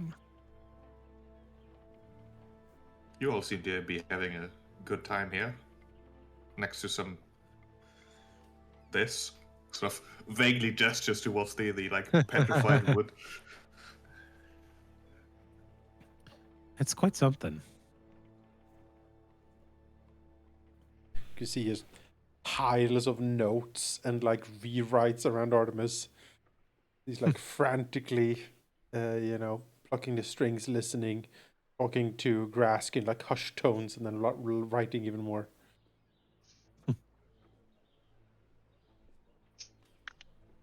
Gabby's weird ground scrawlings around like a big, almost looks like a big ritual circle. Fucking.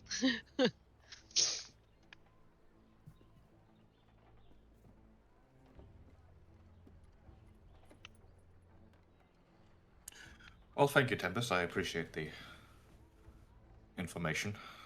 As well as the, well, attempt as a whole, even with the... Thank you. You're welcome. There's still something I'm missing.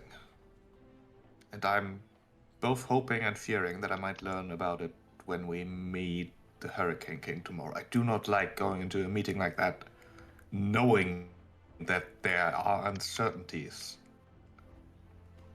Uncertainties are expected sometimes. You can't always predict everything, but knowing that there will be something unpredicted in a meeting where you definitely do not want to be unprepared is... Rex is like slowly spinning off, takes another Rex, swig of the bottle. Let me recontextualize this. How much information would make you feel comfortable going into that meeting? All of it. Yeah. So maybe we can meet ourselves in the middle a bit.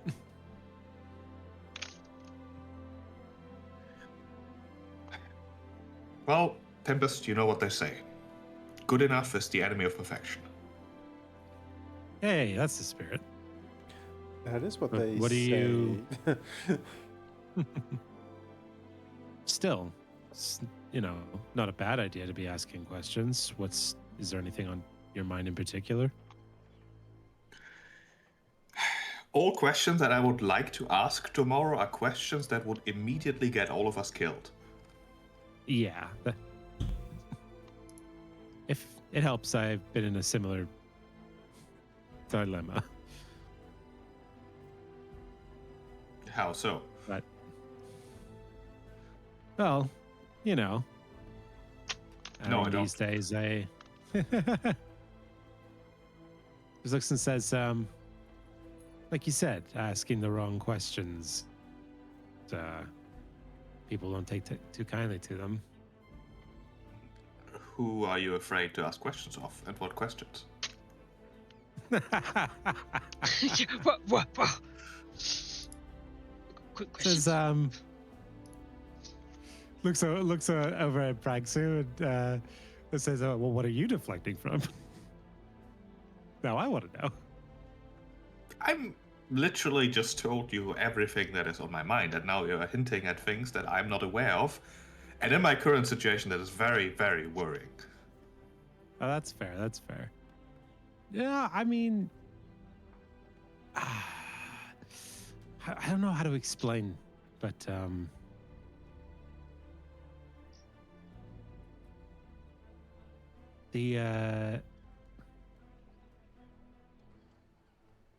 whole thing with the the eye, just talking about it,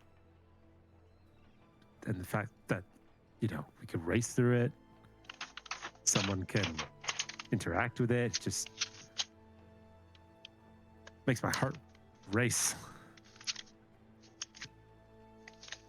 Can't stop thinking about it, but I know that if I ask the right or the wrong question, people might not take too kindly to that. About the eye? Yeah, Tempest looks up. It's like, I don't know how to describe it, but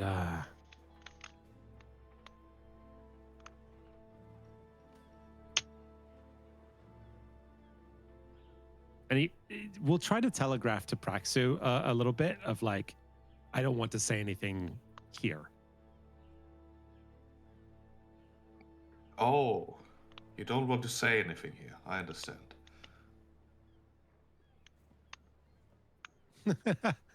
We'll look around and be like, well, when you put it like that, sure.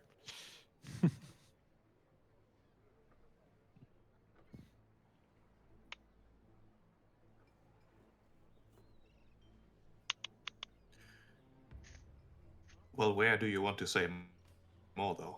I was gonna say, as Gabby crawls through Praxus' legs and keeps drawing, like, like, I don't want to say it here. And it's like, where though? And then Gabby just crawls in between legs, keeps drawing. Minimum privacy. Oops, sorry. Hit Gabby. There we go. Just try to steer out of the way. Guiding your shoulders with my hands.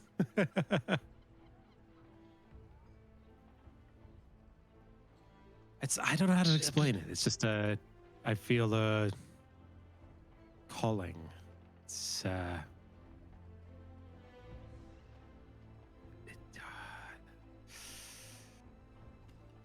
don't know. When I think about it, it's like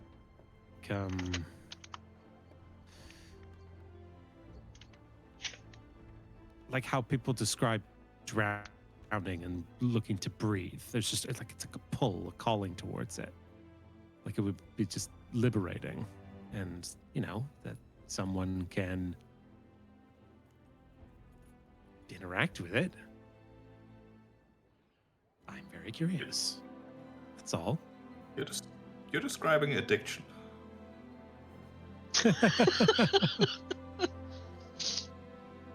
Swig. I should know. Holds up the bottle. Yeah. What's your point? I'm just curious where the if I ask a question, I will get killed comes in. Because you're talking about a storm and a concept, neither of which usually wields daggers.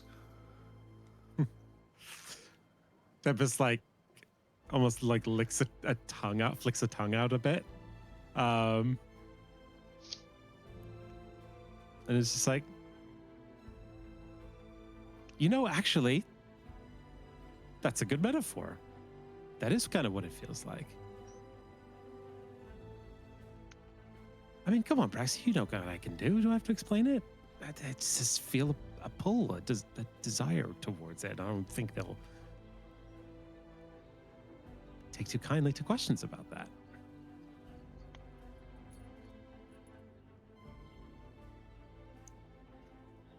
Actually, like, tilts ahead in confusion. Alright. Sure. I suppose we can end the conversation here. But if there's something if there's something specific you think I should know, please do continue to tell me. And even if you think that, oh, this is, I don't know. So, Praxis like vaguely gestures. It doesn't matter. I just need to know. All right. Every puzzle piece I get brings me closer to a full picture, which will benefit all of us. Me mostly, but the rest of you as well. All right, then. Well, how about we make a deal? I'm sure you could appreciate this. If you can help me figure out how and then like leans, definitely does the like the whisper of the winds to this part. How the master of the gale winds controls the eye of Abendego. I can make it worth your while. Oh, that's what you're after. All right. I mean, seems simple enough. Prax almost seems like disappointed.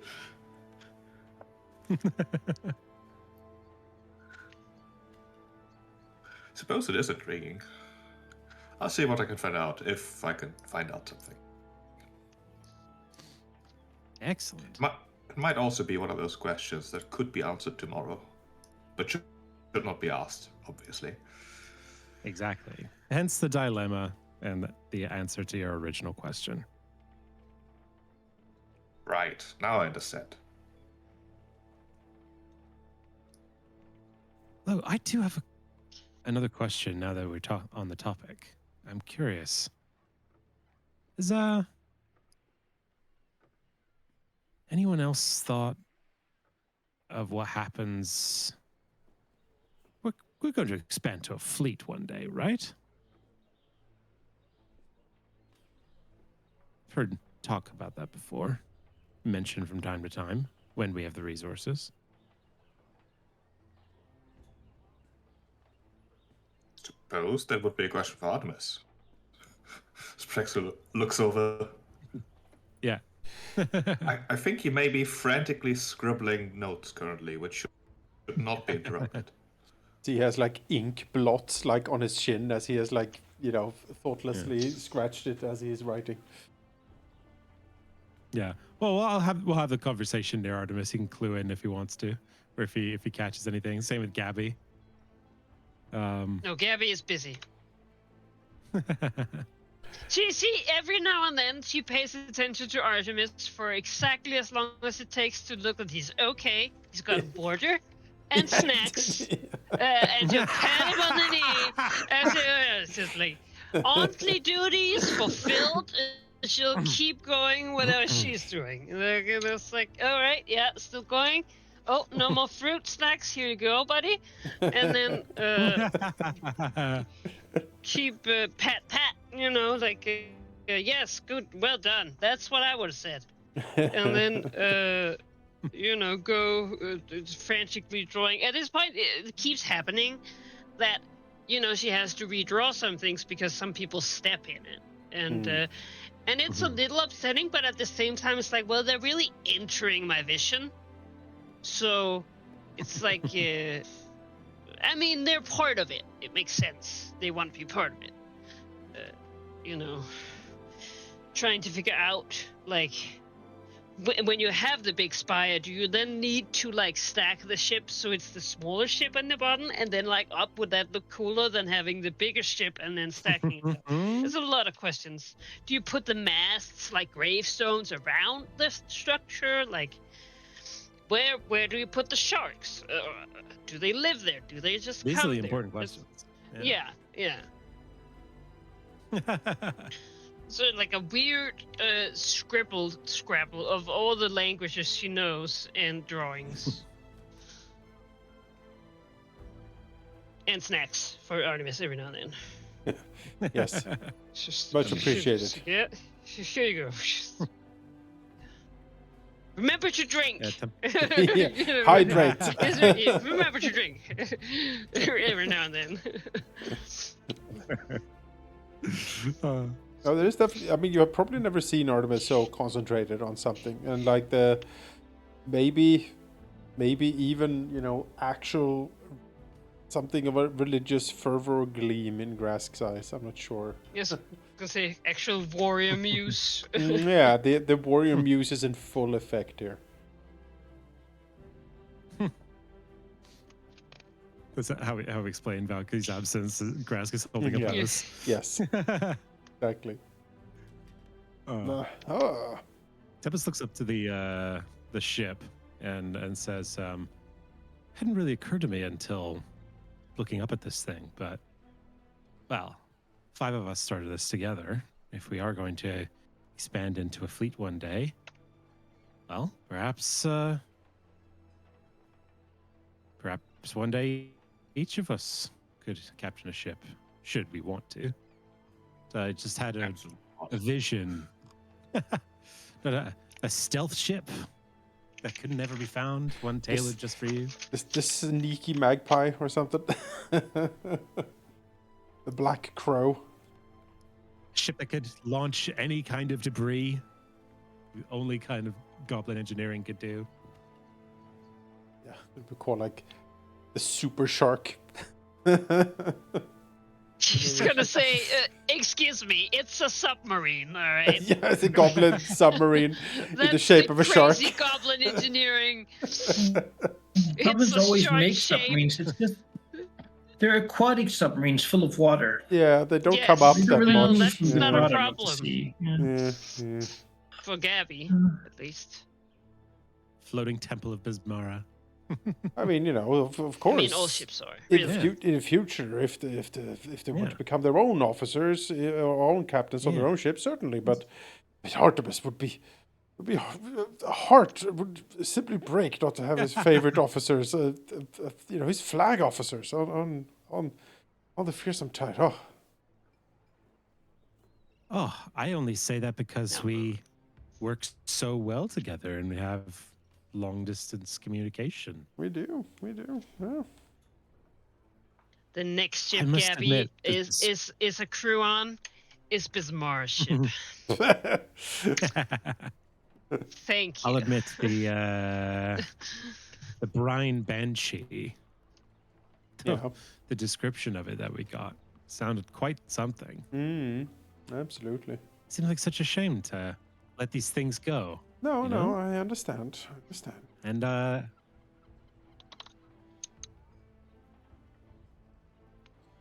We will have many opportunities to decide. But I do like the idea of Admiral Artemis Kid. Commodore. I don't think anyone's competing for your I was gonna say, ambitions. that's still there, lower than Captain. king.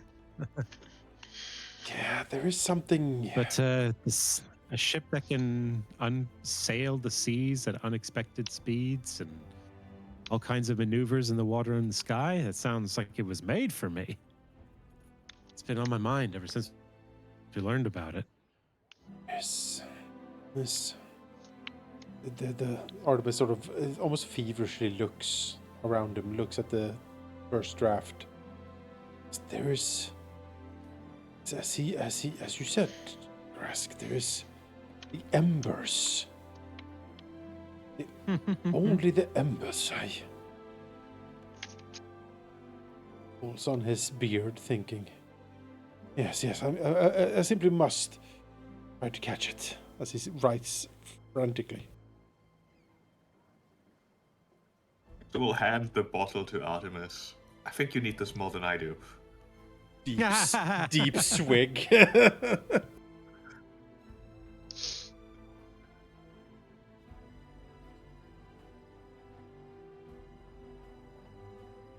Gabby looks over.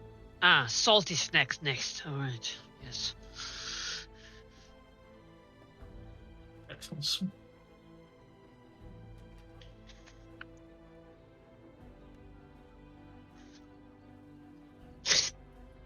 It's like absolutely crazy people here. You fit right in. It's like it's really hard to tell who are the people who drank salt water and who are just the crazy, or the actual crazy people. Crazy for real.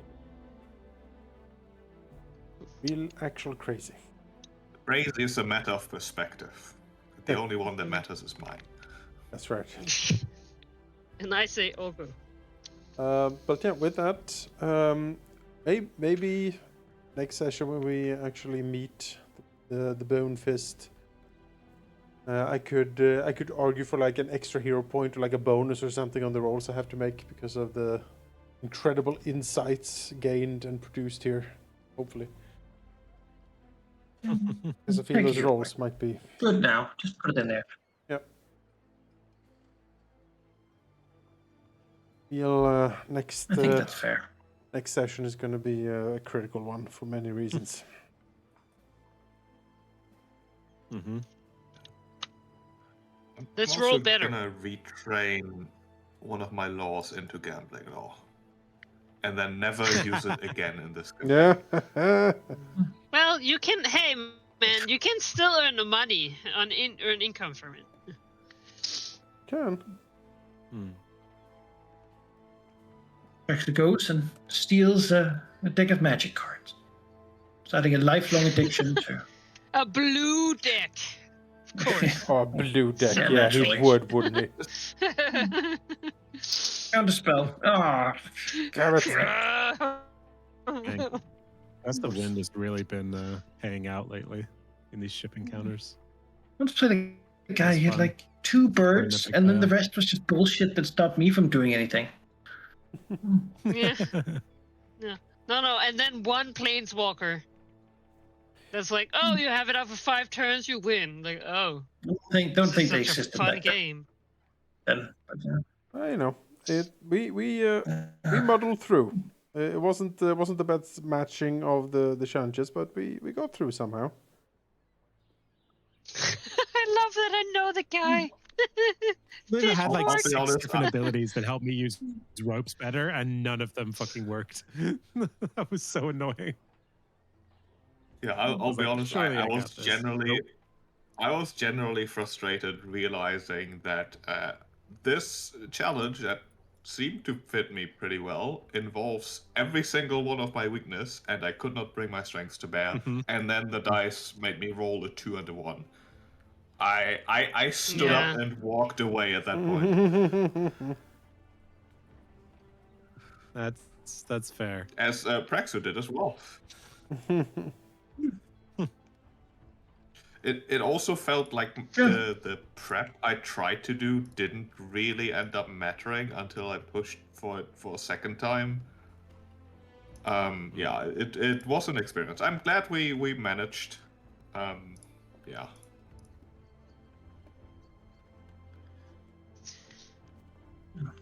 Yeah, I know. When it was like, "How was your luck?" I was like, "We're doomed. Like we're never like our rolls are notoriously awful."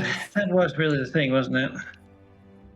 It's yeah, hard swings. That's the thing, but it always feels sucky when you fail at something that's like your thing. Yeah. Yeah, that Mhm. 2 Like, was very that demoralizing, was and then fucking- re-rolling into a 1 or whatever it was is like, oh dear. You're like, oh, cool, Yeah, awesome. brutal. It's so I mean, terrible. I minded the 2 and the 1 less than the fact that narratively I feel like it would have made sense if Praxu was actually relatively competent. It was, but mechanically he wasn't. Yeah, it is. Because I didn't have gambling law specifically. Yeah, it's also odd. Like, you know, you're like, And my deception is pretty ass as well. that's what I was gonna say. Like, you're a mastermind rogue, but your deception is awful because you need intelligence, you know, for your stuff, which means that your deception is bad, but your mastermind rogue. So you're like, yeah, there's like a systemic disconnect. That's a bit unfortunate. I mean, not necessarily. Like my deception is okay enough. Like it's trained. Prax is not a talker. I've already like made my peace with that. He has enough deception, you know, on average, for an average situation. I'm happy with that. But the fact that I couldn't really leverage preparation in any noticeable, palpable way, that goes against sort of the fantasy I'm trying to play here. Yeah. Like there wasn't a way for me to prepare, which meant the thing the character concept should be good at wasn't possible to do in the first place. Yeah. Like part of it, of course, was that's sort of the point. You're not meant to know the dirty tricks and Yeah, he whatnot. keeps making new rules. Yeah. Like, I feel like whatever we had done, he would be like, oh, and the rules, of course, are this, to like try to. He was trying to humiliate us, and he failed. Yeah. And that is what matters. It was a ceremony just- of ritual humiliation, and we did actually quite well, all things considered. I was just hoping that there would be a way, either during a game through a good perception roll perhaps, or before the games through preparation, to at least foresee like one of the bullshit things he's gonna pull. So at least out of the pretty much four bullshit things he did, I could have felt like, oh yeah, I at least saw that coming. Yeah. No, I Because get it. seeing things coming is sort of the idea behind the mastermind, which of course in the context of tabletop RPGs won't often be possible because, yeah, it's not Shadowrun where legwork is like a huge part of it. Yeah, it's also it is also the challenge of playing a character that is in many regards more intelligent than you yourself might be. Because, I mean, usually, I Yes. assume you are not a secret Well, assassin, planning a long murder, and therefore, true. you might not. Well, even if he is, he has all his knowledge in this world and not Couldn't admit it. the world that Praxu lives and Yeah, breathes. yeah, and that's the same. Like I had similar challenges when I played Zacharias back in the day. Like he had his intelligence score was so high that it felt like I was like I can't be this intelligent. I'm like trying to understand an alien almost, and that can be a challenge too. Yeah. Live up to sky high intelligence scores. Well, anyway, Yeah. I think we did pretty well, even though. What an asshole. Yeah, well, we'll get him. All of these people, all of this, Ugh. all of this I is was wrong. gonna say, just listening to him, like, yeah. Yeah. Imagine we could just do nothing and earn money. I'm like, Yeah. oh, you sick fuck. Yeah, I mean that's also. Oh! I could hear Malachi smiling. It's like, oh, the money we can earn if you clean up the streets. You're like, you It's like, villain. You. How dare you? How dare you impose law and order? We'll make this city into a respectable place. You're like, Yeah. oh no! Yeah, we will make this into How like dare you? the city will be a drunken brawl when This we're is done a with it. pirate town. Yeah. Oh, it is. It Imagine is. You a son of a sales tax. sick fuck. Yeah, you sick fuck. No. You want people to be safe? Ugh, How could you? Taxes. Yeah. This is what they're doing. No, Oh. there's a It's a pirate city. there is a profound insight here that we stumble upon like last time, and again reinforced this time, and it is that the city has turned suspiciously Abadoran. Like in a way that when you see it, you're like, and now like we got the sort of the divine sense of like the embers like gutting and slowly fading away around the first draft. You're like, ay, this is bad. This is bad. They're killing it. They're killing it. I suspect They're this killing is my this is baby. more Cheliax's bullshit. Like, why Yeah. are they being so brave Yeah. and brazen all of a sudden? Yeah. Because they either have support or know the Hurricane King won't do anything, or both. Yeah. And at this point, I'm telling probably you, though, both. Like they. Yeah. Go ahead. No, I was just ranting. Like, what is it you were saying? That lighthouse, though, that detail, there's no way that's not relevant. That's absolutely a thing. Yes. It's like, There will be a moment where the Chilexian fleet is about to arrive, and we have to take that place and redirect the lighthouse to make them crash, or Port Peril will be absolutely. taken yeah, over. that's what Harrigan's That is my for. prediction. Harrigan is there to seize the lighthouse so that he can ensure that they can like maneuver their Yeah. ships into Port Peril. Yeah, Harrigan is making a play for Hurricane King, specifically to take control of, well, not only to take control of Port Peril, but including taking control of Port Peril. Yeah. And he is basically the Chilexian puppet. Yeah. Not just basically, literally that. I mean, it's enough that he becomes free captain. He gets access to the fortress, and the fortress is the Yeah, it might linchpin be of, enough. of Maybe it's a coup. the fortress is like the linchpin of the entire city. Like Port Peril lives and dies by that fortress. and Yeah, so Yeah. if you take Port Peril, you have no shot until you get an inside man in there. So it all adds up. God, well, they're gonna Hazard they're is an gonna incredible fort. chop up this holy boat for timber. it is an incredible fort. The lighthouse, like the cannons, the towers, like all of it is a brilliant construction. Truly remarkable. Like it is really like a perfect port It in does that really have a sense. weakness. Yeah. You gotta walk up a mountain path, like overseen by cannons and defenders to get up there. It has its own freshwater source. It can food stores for years. Like It it's just is there. Surely there's an underwater entrance. There is a reason this has not been taken. For all of the effort Shellyax and Taldan have put in here, there's a reason Port Peril hasn't fallen, and the reason is that fort. And as they build it, lost it real Smart. quick, and then Yep. just and as people, especially people like Praxu know, the weakness of every defense is always the people. Oh yeah.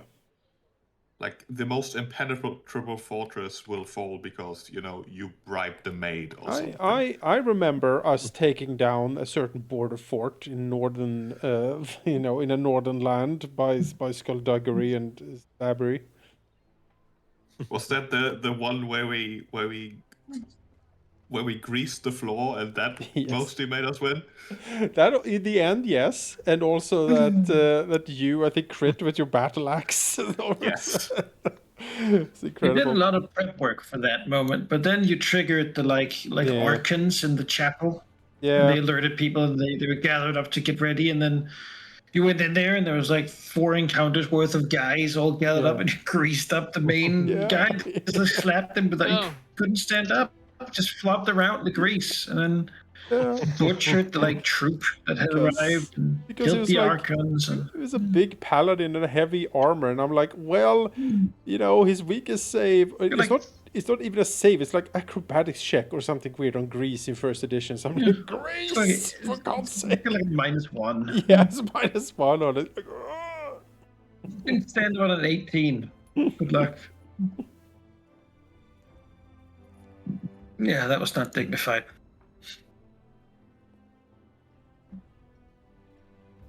Havelin Senior. Oh yeah, Havelin. Yes. Yes. It's, Well, tripping this fish port guy also worked out pretty well. He didn't get to do his cool big thing. Or maybe we'll go duel him later. who knows? I think we handled him very well, Tripping is actually. just so good against someone with a weak reflex save. Yep. It means you get Yeah. an attack of opportunity, they lose an action, they are off guard until they stand up. It's just If he hadn't, so many good if things. he hadn't had such a high fortitude, I would have tried to slow him as well. Give him, Yeah. That was Slow very and- satisfying to be able to and curse him and prone then and- throw him Yeah. off the edge right. immediately. It would just be like, I was gonna say, if I crit, I'll slow, but at the same time, it's like, I mean, it took him out in 2 rounds, so there really wasn't a lot of time to crit.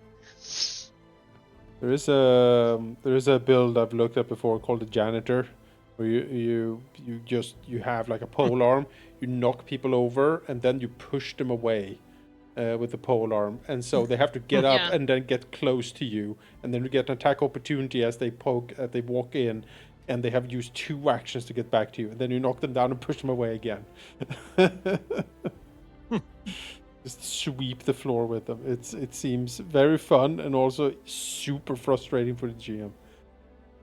But yeah, we did good, and I think I'm gonna start heading to bed.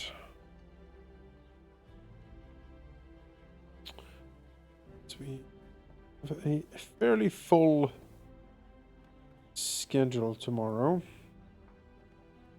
Yes. Yes.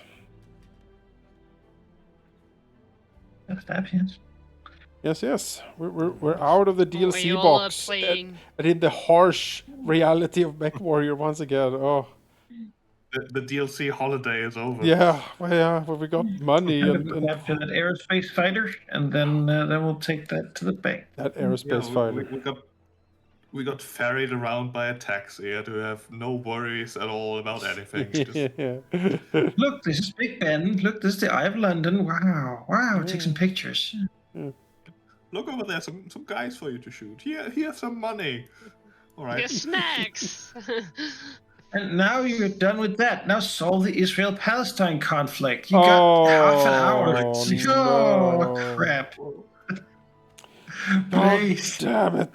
Yeah. See? That's how it feels a little bit. Just like, yeah. Wow, you're on the Titanic and it's sinking and you're in the ice water. Now have fun. You know? But we'll see. That's kind of the point, right? Yeah, now take your scooter from sightseeing in Hollywood into the Sahara Desert. Good luck. Oh. It's about survival.